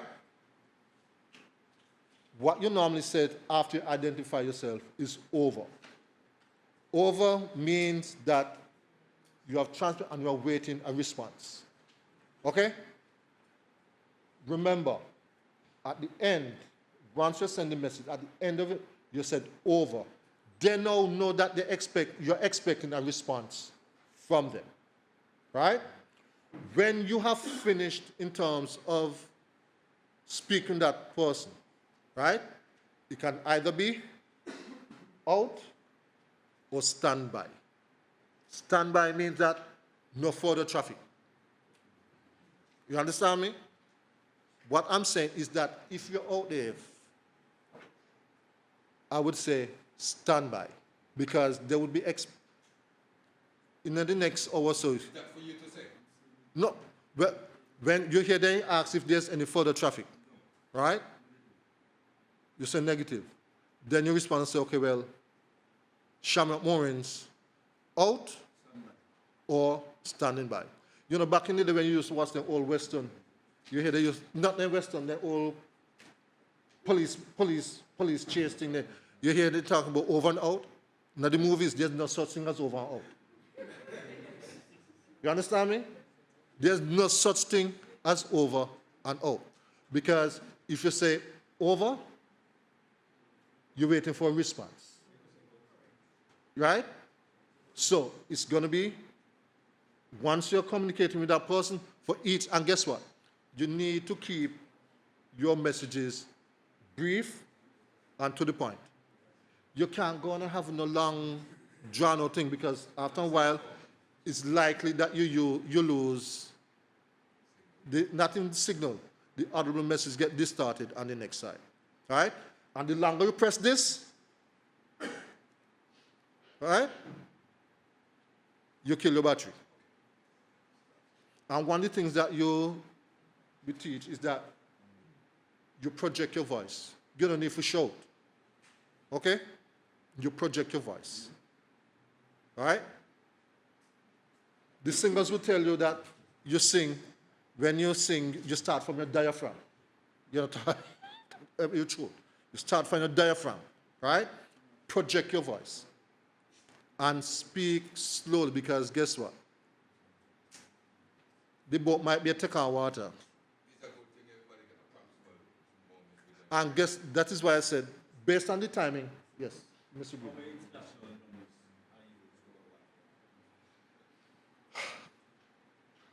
You put me on the spot. There's 16, 14, you have 85, 80, and 12.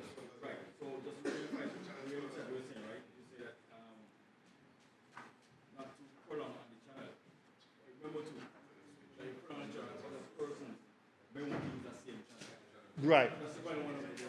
And only because it was lower down, it means that other person who uses that channel to want to use that channel to person just an interruption, right? So if you make an emergency call, you get to stay to the party. Well, okay, I'm gonna get to that. So the international working channel is channel 16, right? Channel 16 is where you're expected to go and make that initial contact with the person that you're speaking to, right? So just now, when I spoke to Hal, right, he said, let's switch to 12 because we're in a training environment, right? Hal would not know that. I would not know that Hal wants me to go on channel 12. So on 16, that's the international working channel, you would make that initial contact with Montserrat Port, right? So you say Montserrat Port, daily provider. They respond and say, daily provider, Montserrat Port, send traffic. Montserrat Port, switch to channel 12, switch to channel 14. Roger. You switch to, and then you can continue your conversation there. What I can tell you, in an emergency situation only, you can use 16 to send that. You hear what I say? In an emergency situation only, right? Because it might be, have the thing to go switch to, but guess what? You try and get that message out right away, and then you move on from there. Any questions? Yes. Yes. What's mileage on these videos? What's the? Mileage. Okay. It has a low and a high frequency. As I said right before, we are in the process. I can answer that question for you in a later meet. I'm not going to you're not going to try to put me in one corner for do that, Sonny. Okay? That is one of the reasons, as I said, I got these yesterday. And I went out today. In conjunction with a very trained or knowledgeable gentleman, Victor James. Okay. So it was his advice that Well, guess what?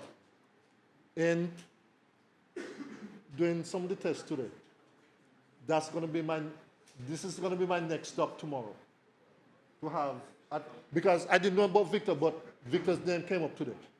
So this is going to be my next stop tomorrow, right? But what I can tell you, and you need to understand when you go out as fishers, you have these.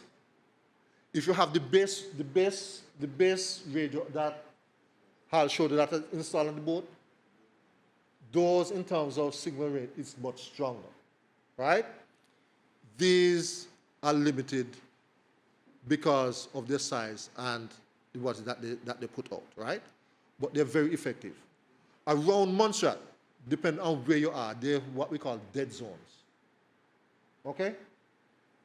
Same thing with the cell phone. I heard a person say that when they go up. So, depending on where you are. I was to the back of Northwest Bluff, and my boat broke down.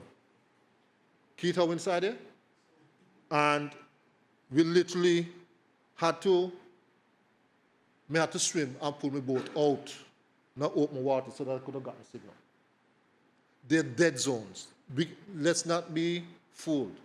There's some areas where you just cannot get that signal. But guess what? Because of where you are with the terrain, you may need to go out where you can get signal with those repeaters. Yes? There's some areas, yes. In terms, and what I can say is that most of us, in terms of the DMCA, you hear me say that I went out today? This is from my personal thing. Our purview is land-based, okay? So I can tell you where there's certain areas in Montserrat that if you have radios, that is likelihood that you, because unless it's hitting the repeater, that is where you're going to have the problem, all right? So, but if you go out further, there's likelihood you've hit in the repeater, but guess what? These radios have their limits in terms of how far out you can go and hit in the repeater. The bigger base radios that are installed on the boats themselves, those have a wider range. Right, Mr. Buffon? You suppose so? All right.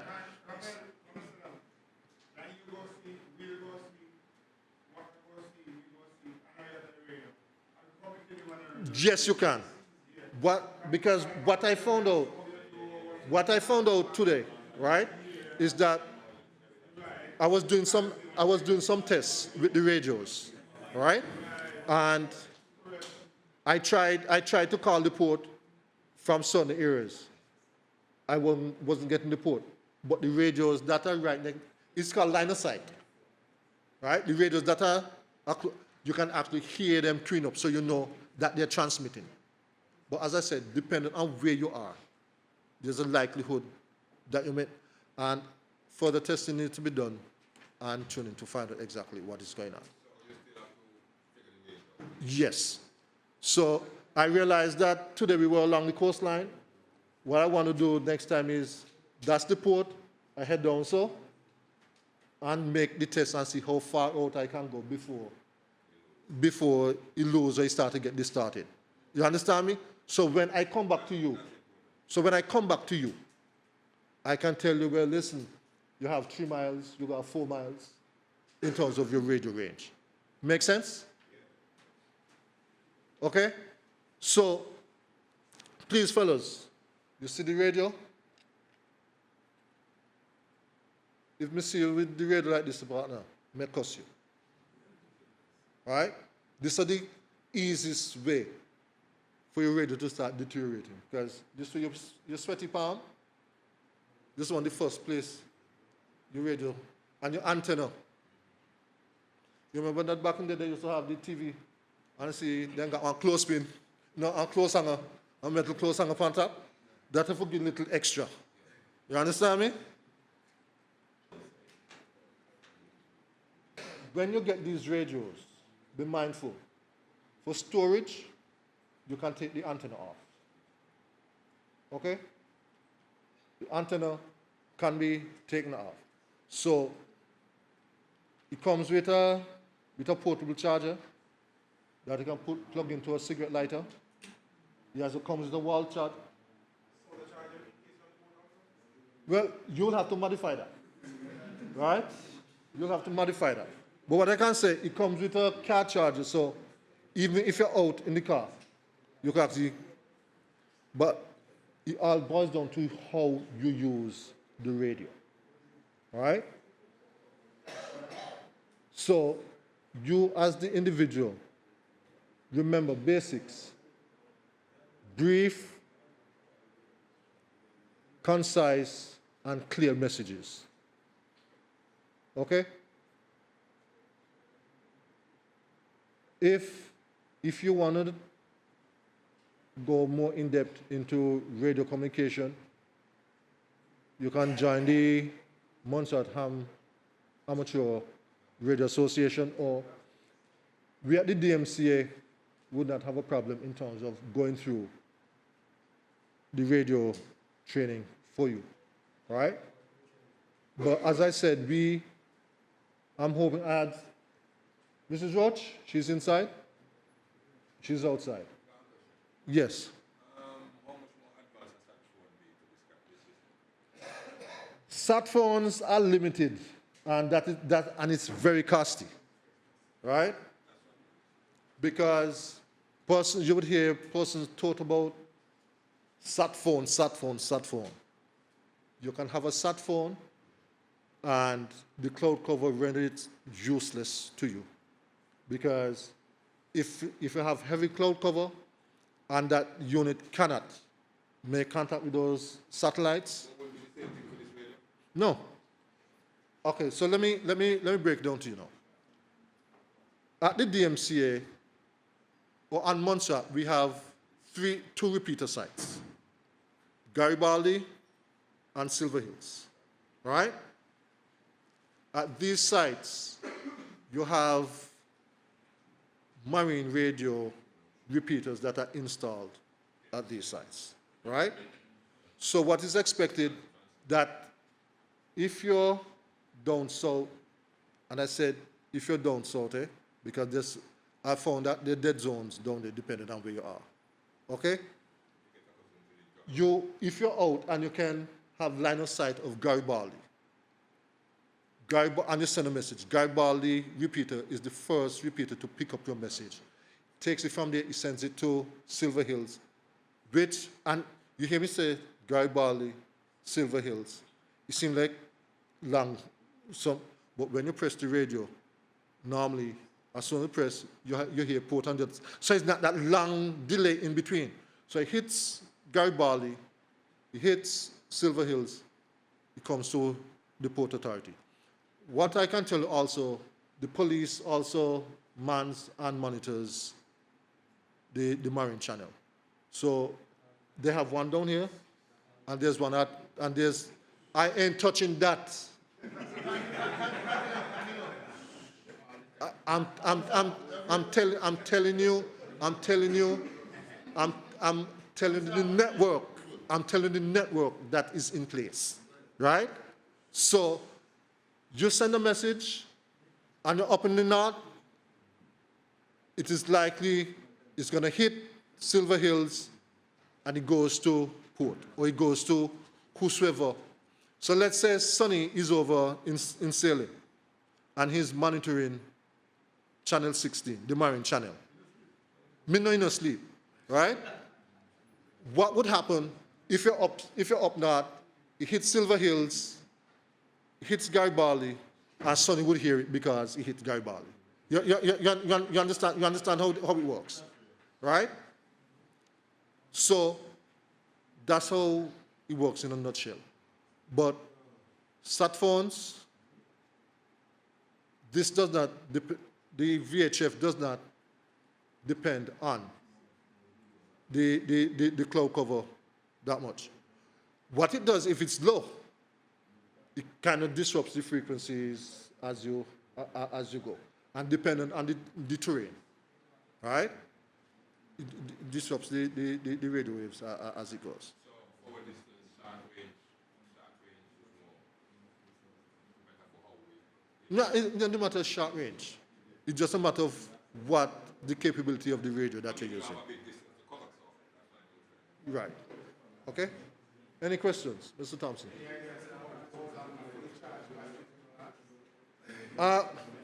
I got one of these yesterday afternoon, and I had it on. I was doing some little things home and forgot it on. This morning, I can't tell you when he went, but this morning when I woke up, circle this and I'm gonna walk with it, I realized that the battery had gone. Okay? What I can tell you, there's the manual. The manual would give you, and it comes with the manual also. So the manual would give you an idea in terms of, yes. Who?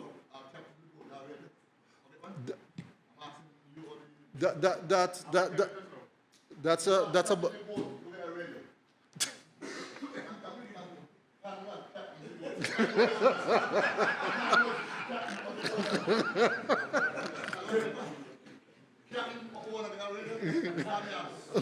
Well, what I can tell, Jim, what I can tell you, right, is that I was asked to do the presentation on the thing, but that one is above my level. So you'll have to direct that question towards the table and to the left. Well, but what I can tell you, Jim, that kind of makes sense. Right? So, does anybody have any questions? Really? Because, as I said, yes, Ryan.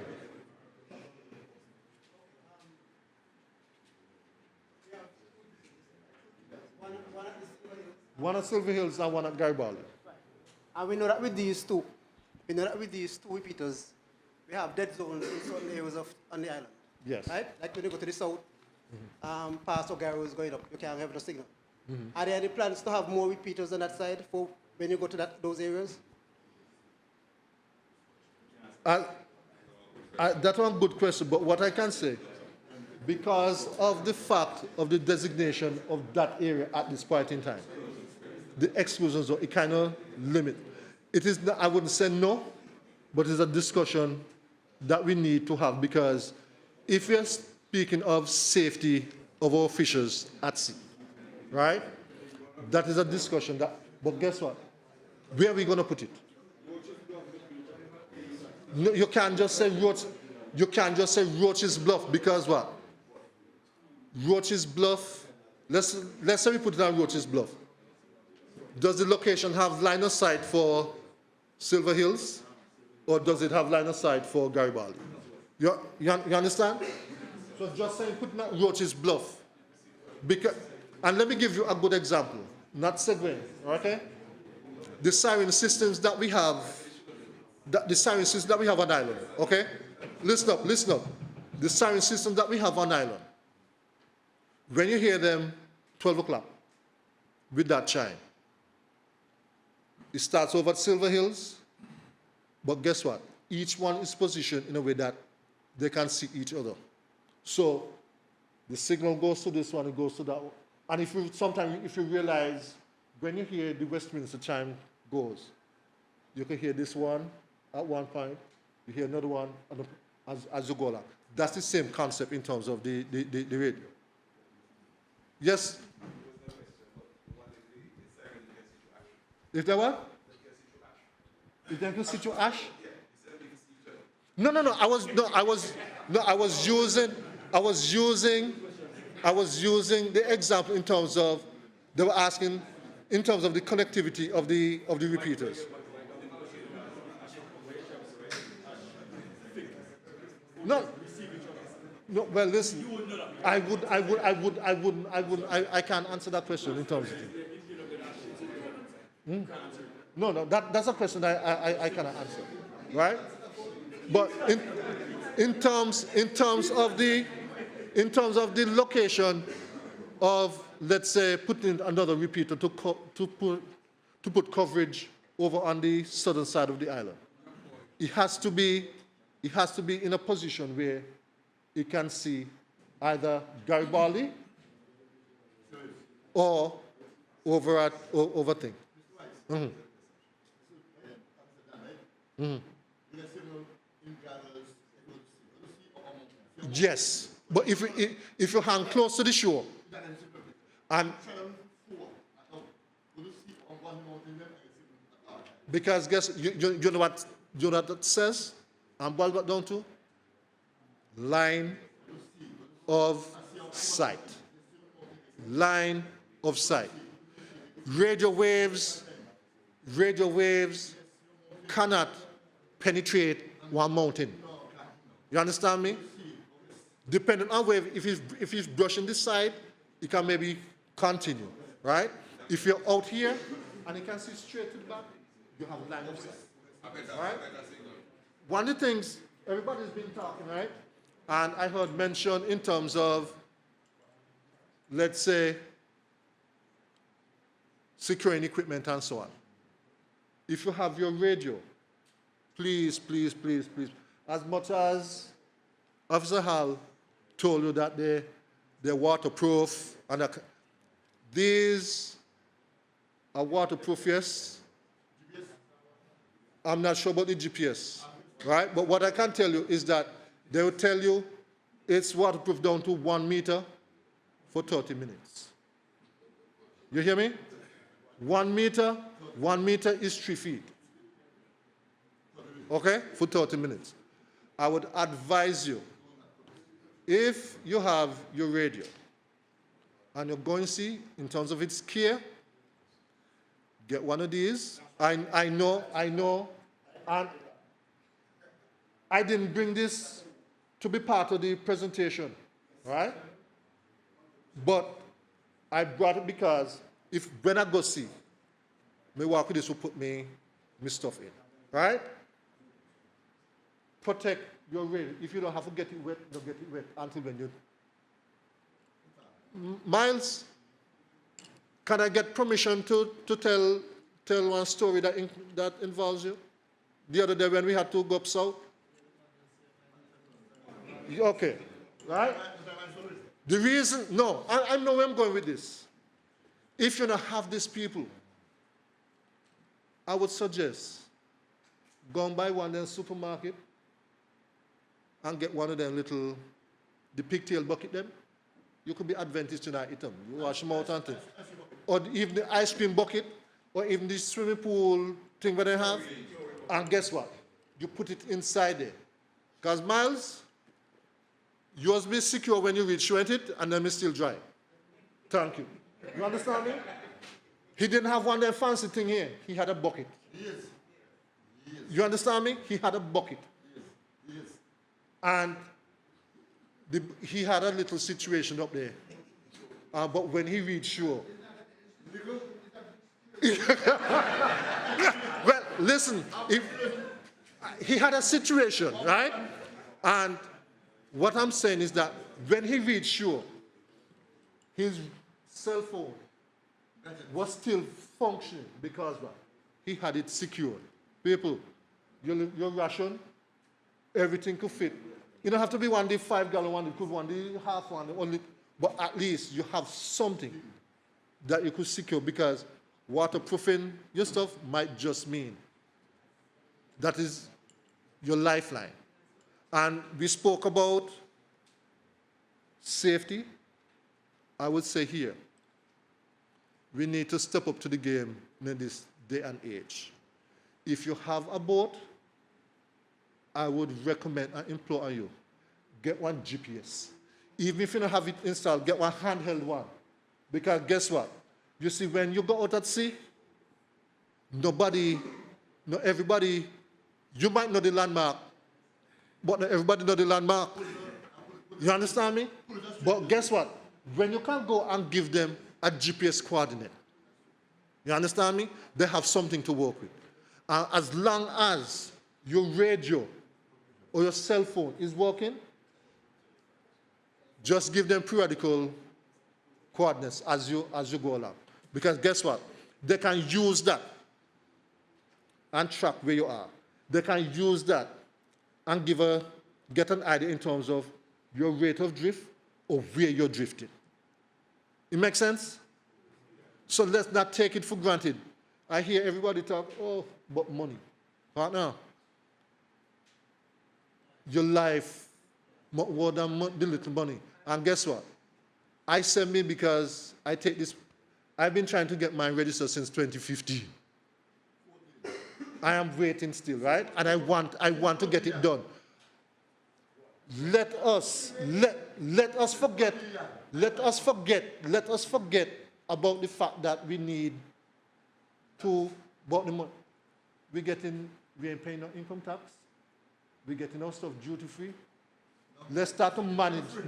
Put something aside, because guess what? If we know that at the end of the year we need to register something, and it's going to cost $10, or not $10. Let me say it costs $100. Well, you put with $10. You put with $10 next month. You put with $10 the other month. By the time the year comes around, you have to manage. Because guess what? Now that it becomes a requirement, you can't go and complain to the ministry. Well, you give me this. No, they have given you this start. And Mr. Minister, thank you, because we've had this discussion before, and I said, listen, what we need to consider is maybe give them the start, give them the equipment, and the onus is on them going forward to maintain and do what they need to do. And we strongly believe in that. It's when we start with this thing that we hold up our hand for charity. Let us start to stand on it. Thank you.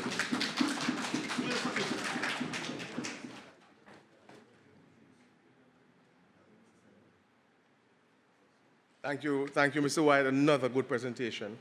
All right, so I'm just going to wrap up and speak a little bit about what we're doing right now. For a lot of persons will know that for years that the vessels here, fishing vessels, were not registered. So everybody can hear me? Right, good. So we are trying to get that rectified. So we have started. A few persons have already registered a vessel.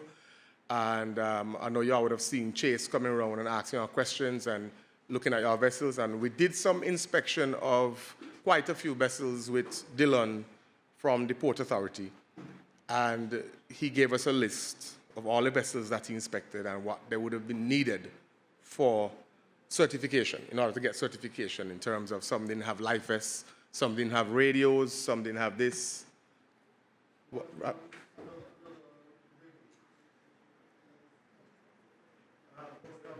Another radio missing?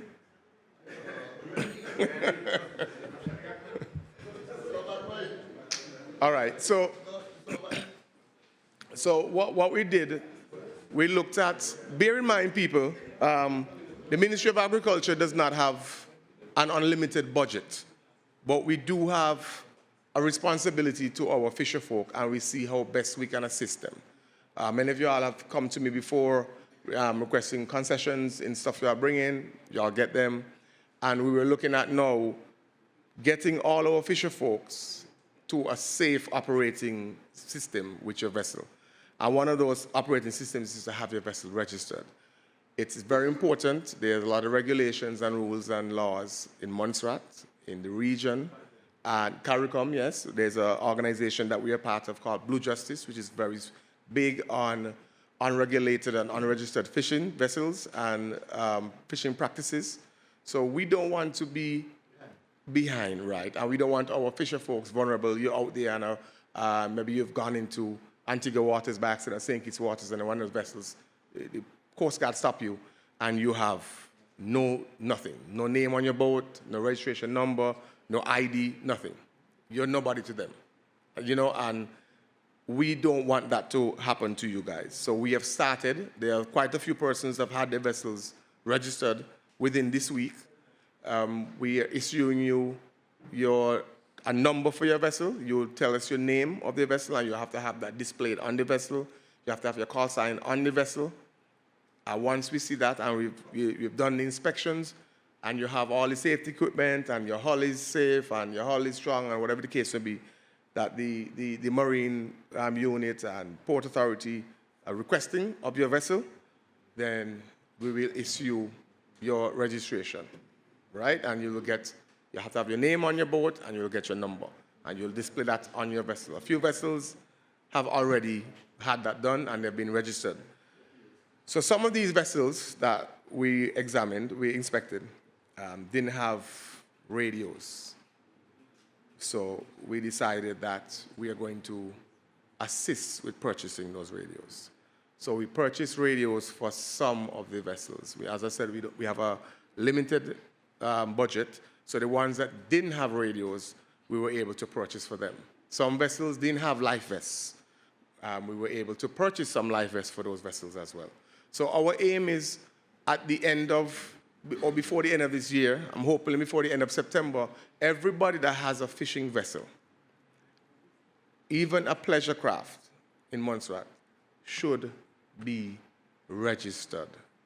You should have a name on your boat, and you should have your number on your boat. Your boat is out there, your boat is in somebody's water, they will know who you are, right?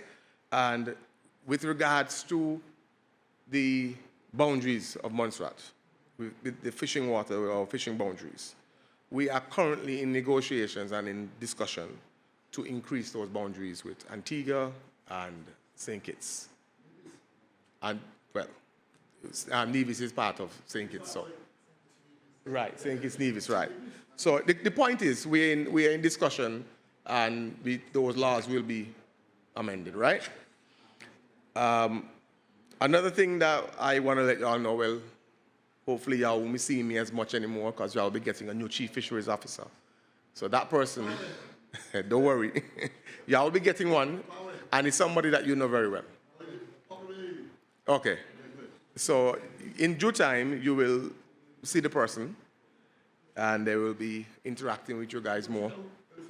And that's where we're heading in the department. So as I was saying, please, if you know you have a vessel and you have not seen us, you have your vessel inspected, please come to the department, request your vessel to be inspected, get your number, get your name, and put them on your boat so you can have your boat registered, okay? I want to mention one more thing. We are going to have a fishing tournament this year again. No. You don't want one this year? Lambo. Or you want to compete with Lambo? So we're going to have a fishing tournament shortly, so y'all can listen out to our notices, and you will hear when it's going to be. Yes, I like Holiness said that. So your vessel should be registered, and we should have you registered as a fisherman as well. Okay? So I think that has covered everything, and I do think this workshop was great. I have learned a lot, and I'm going to tell you again, I'm not a fisherman, but I could tell you one thing, no matter what y'all charge per pound for fish, I pay y'all, because no, I'm not going out there.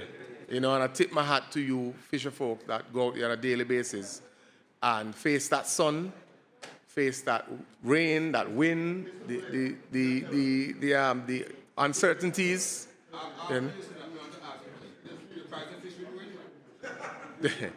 If the price of fish can raise, everything should be relative. Everything is relative. So if you think that the inputs have raised, then of course, and you need to raise the price of your fish, then I am not the one to tell you don't do it. Right, Mr. White.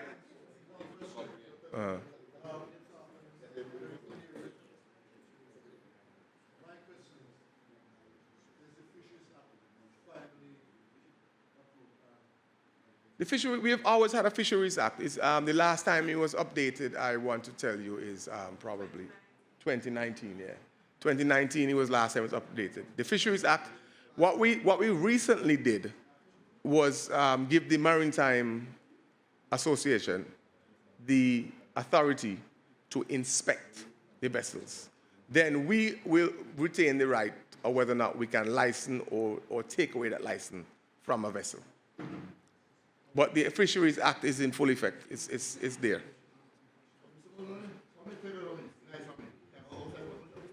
If we do what? If you take away your fishing license from you, the vessel, well, no, then if you leave and go out in the water, then you out with an unlicensed, unregistered vessel, you're on your own. Whatever regulations and laws that the country has and the Port Authority have, then you would face it. I just want to know if in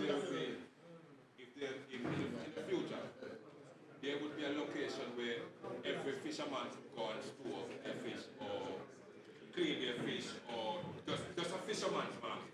May I ask a question? Yes, that's a good question. You didn't have the mics, so persons that listening won't hear. No, but on persons online and for the future thing. The question was, will there be a place where fishermen can go and store their fish, clean their fish, and sell their fish, right? Like a fisherman's market. Yes, that's in the pipelines. So, yeah, something that y'all can look out for soon. George, I see you had a question. No.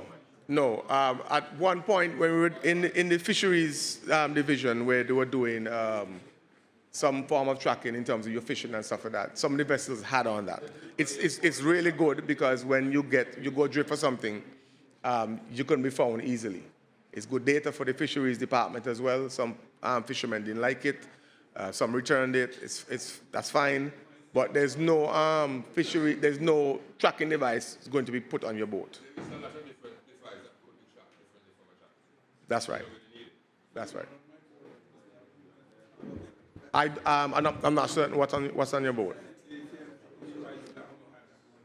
Probably still working. I'm not familiar with it. I guess when the new chief fisheries officer come in and he's working with y'all and he will look at what equipment was there before and the licensing for those tracking device and get them back up. Any other questions? I saw a question, George. Yes, it is. It's every year. It will be every year your vessel will have to be re-inspected in order for it to be relicensed, because you could understand in a year period your hull changes could occur, your hull could deteriorate, you could lose some of your safety equipment on your vessel. So it's just a process that you go back over, you come to the Ministry of Agriculture, and you could just call us and say, listen, I want my vessel inspected, and I want my vessel inspected to be licensed, and we will move from there. Officer Rodney?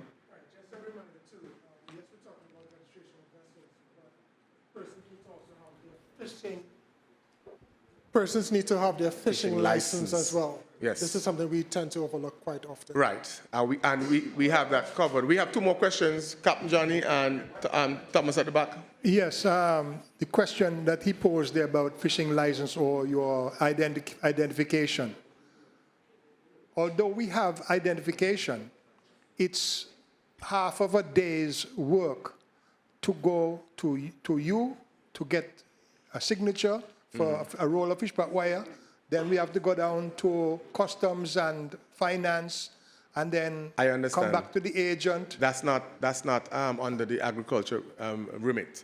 That's customs. That's the policies of Montserrat. So it's not something it's just that we can. Half a day's back and forward. It's for everything. Even for Montserrat Motorsports Association, which I'm a part of, if I want parts for my car, I go through the same process, right? I would love if the process can be shortened, but it's not under us to shorten it. Our portion is really short and really fast. Thomas? Thomas and then you, Buffy. Yeah, we need some clarification as to who is policing what. So the safety gear is being checked by the Coast Guard. Who checks the fishing license? The Coast Guard as well? The fishing license is issued by... So who enforces it? Who enforces it? The inspector does talk about it. Well, you know, it's part of the law. So whosoever enforces the law will enforce the fishing license. So it's illegal to fish without a license? That's right, in Montserrat, yes it is. Even from the rocks? Even from the rocks. It's fishing, every fishing has to have a license. And you all will get that as well. So you need to have a fishing license. Hold on. Let me tell you. You need to have a fishing license. You need to be a registered fisherman. That's right. And you need to register your vessel. That's right. And this has been in legislation. All this money on safety equipment. No, but there's no cost to you for these things. Safety equipment, yes. Yeah, but the safety equipment is to protect you. No, it's for your stop you life. Lock me up. Not never protect me. For stop you from lock me up. Two different things. Well, I don't know what the penalties. I don't know what the penalties or are. charge me, whatever it be. Right. But I encourage everybody in here that a fisher folk and you're fishing, there's something called the Fisheries Act that pertains to you that you should educate yourself with. Yeah? Read it. When you have your spare time, browse through it. It affects you.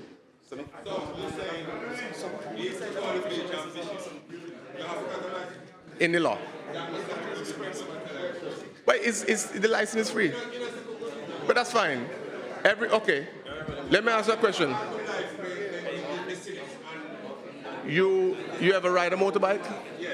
You ever drive a car? You need a license? Good.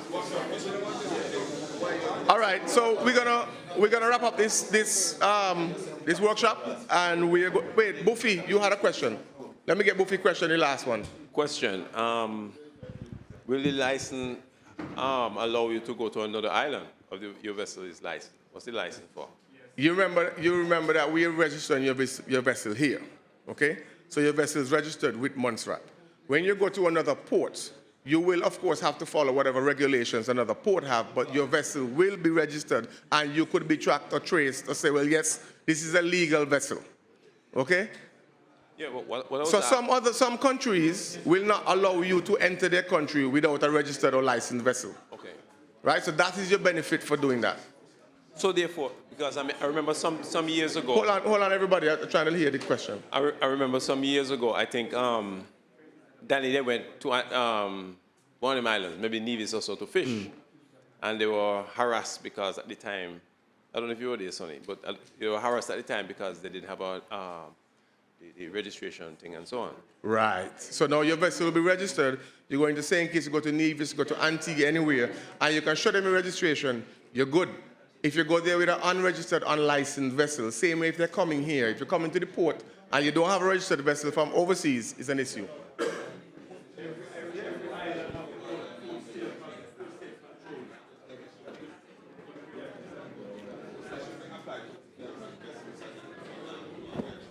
Every country has their own port state controls measures in place. All right, so I think Mr. Maloney was trying to say, well, the fishing requirements is it goes to a certain distance out. To register a vessel from Montserrat under you register ships in Montserrat, and you went to Antigua, for example, and you're registered under the Merchant Shipping Act, and you have your documentation. A port state to another port state would contact me, you understand, because it means that if you have that certificate, then you're certified under what regime they have in their country. If you understand, it's a different certification that you're asking about versus fisheries fishing vessel registration. Okay?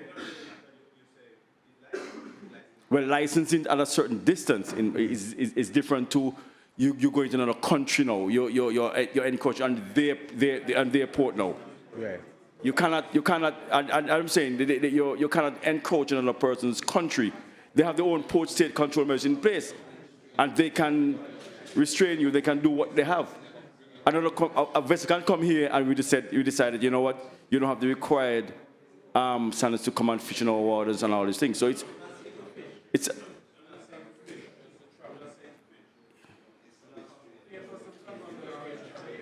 Well, as I'm saying, to travel, I'm saying, so every country has their own port state control. That's right. The one important thing that you must have before default is a port clearance.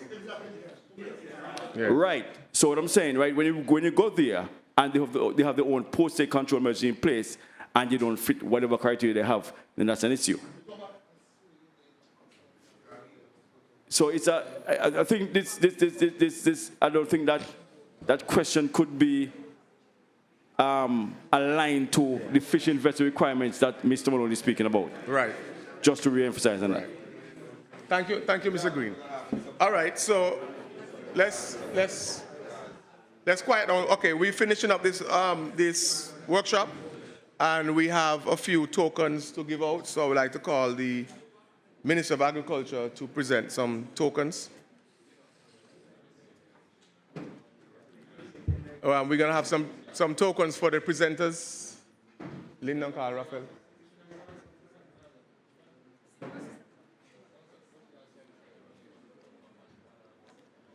Mr. George Green. You have it?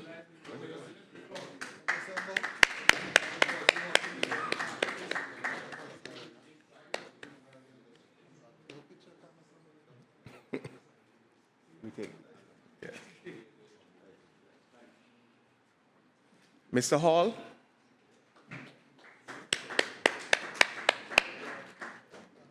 Taking the pictures. Unfortunately, we could get them from. No, that's still. You could just want take. shots. Okay.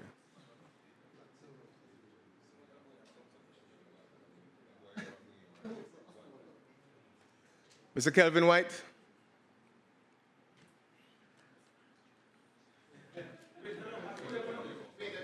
What's that? Come. Raphael White. Senior. Or you're junior?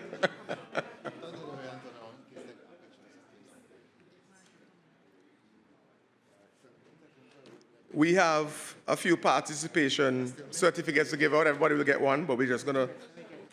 Right. The remainder of the persons that we didn't call here, we'll get them when they're passing out. But just for presentation purposes, we'll do a few. Neville Hodge.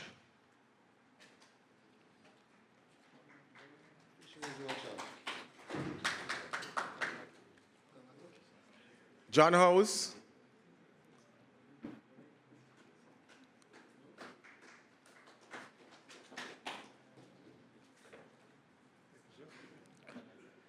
Mr. Kenford Samuel.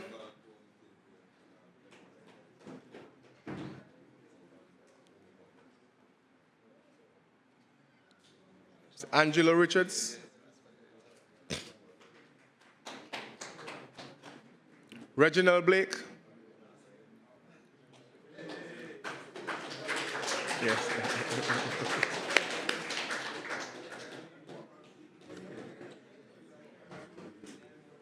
Devon Howe.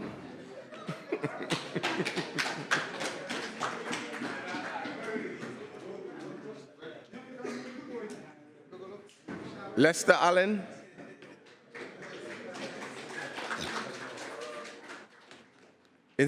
Charles Thompson.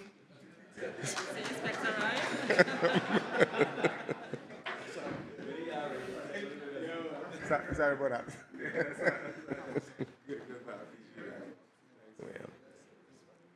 Emmy Aston.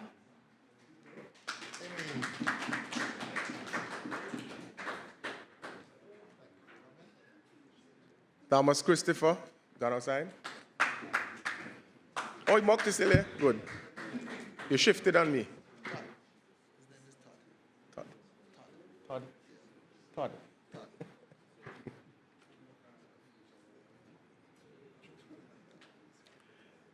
All right. So no, you're still here. Yeah. Boat registration. A few persons have gotten a boat registered so far, and we have your registration certificates here for you. Raymond Allen. Is that here? Yeah. Alexandra Bering.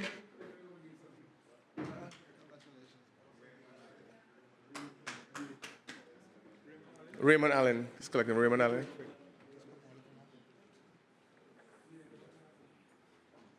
Chase Buffon.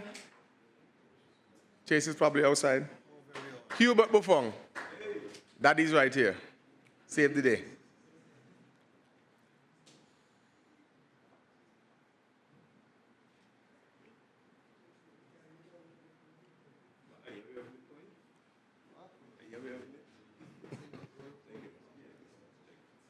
Jermaine Greenaway.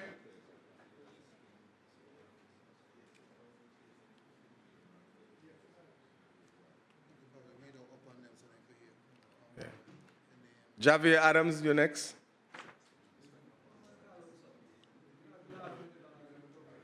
Sheldon Carty. Sheldon outside.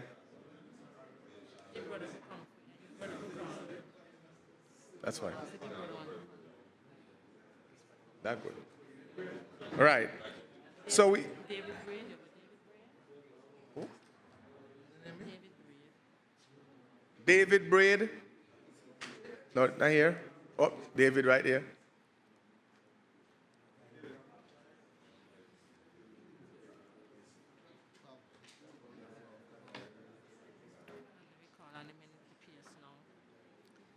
PS, could you come and distribute the remainder?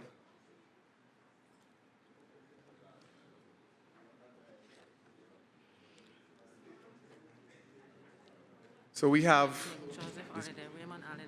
Right. Yeah. We have, as I spoke about the certification process for the vessels, and we got some stuff for some of the fishermen. Raymond Allen. This is for life vests.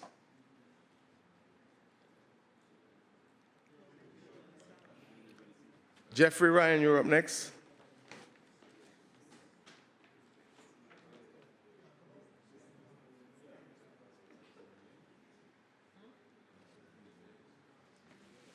This is what they look like if anybody wants to see them. Next person is Jeffrey Ryan.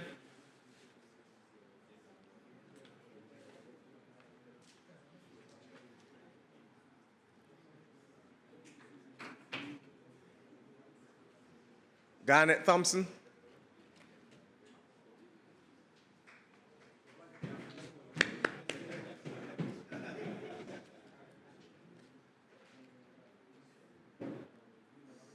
Alexandra.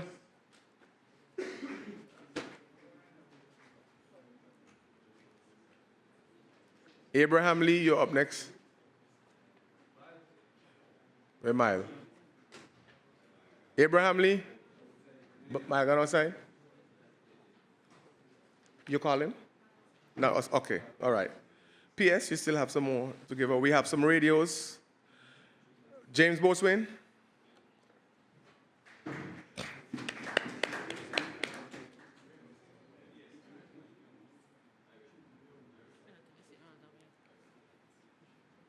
Reginald Blake.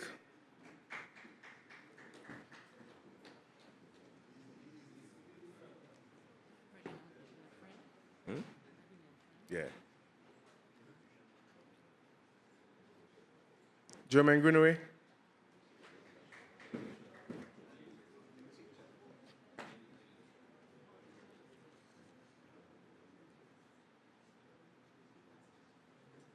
Jermaine. Mr. Sayers, you're next.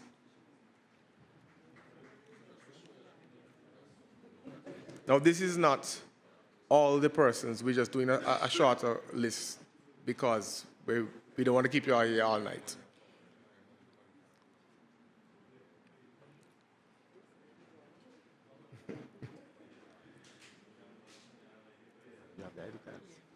We also did ID cards. Many of you would have gone and taken your picture. So we have the ID cards, but we're not going to give everybody here.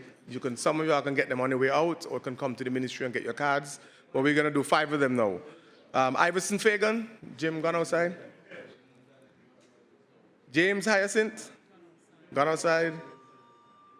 Aiden Ryan.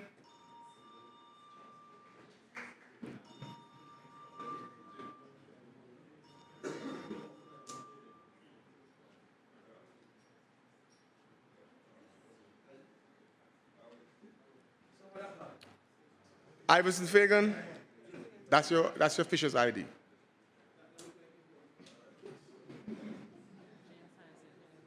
Huh? James Hyacinth, you're coming up next.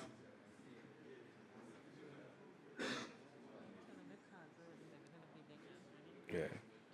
Ralston Greenaway, you're next.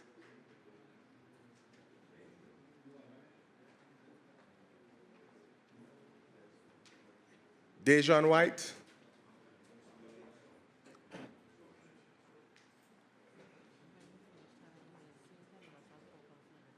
Yes. Say that again. All right.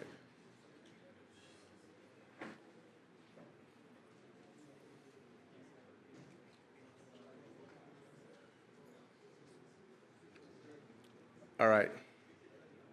Great. Thank you, PS. Everybody remain seated. We have a few tokens for everybody that attended.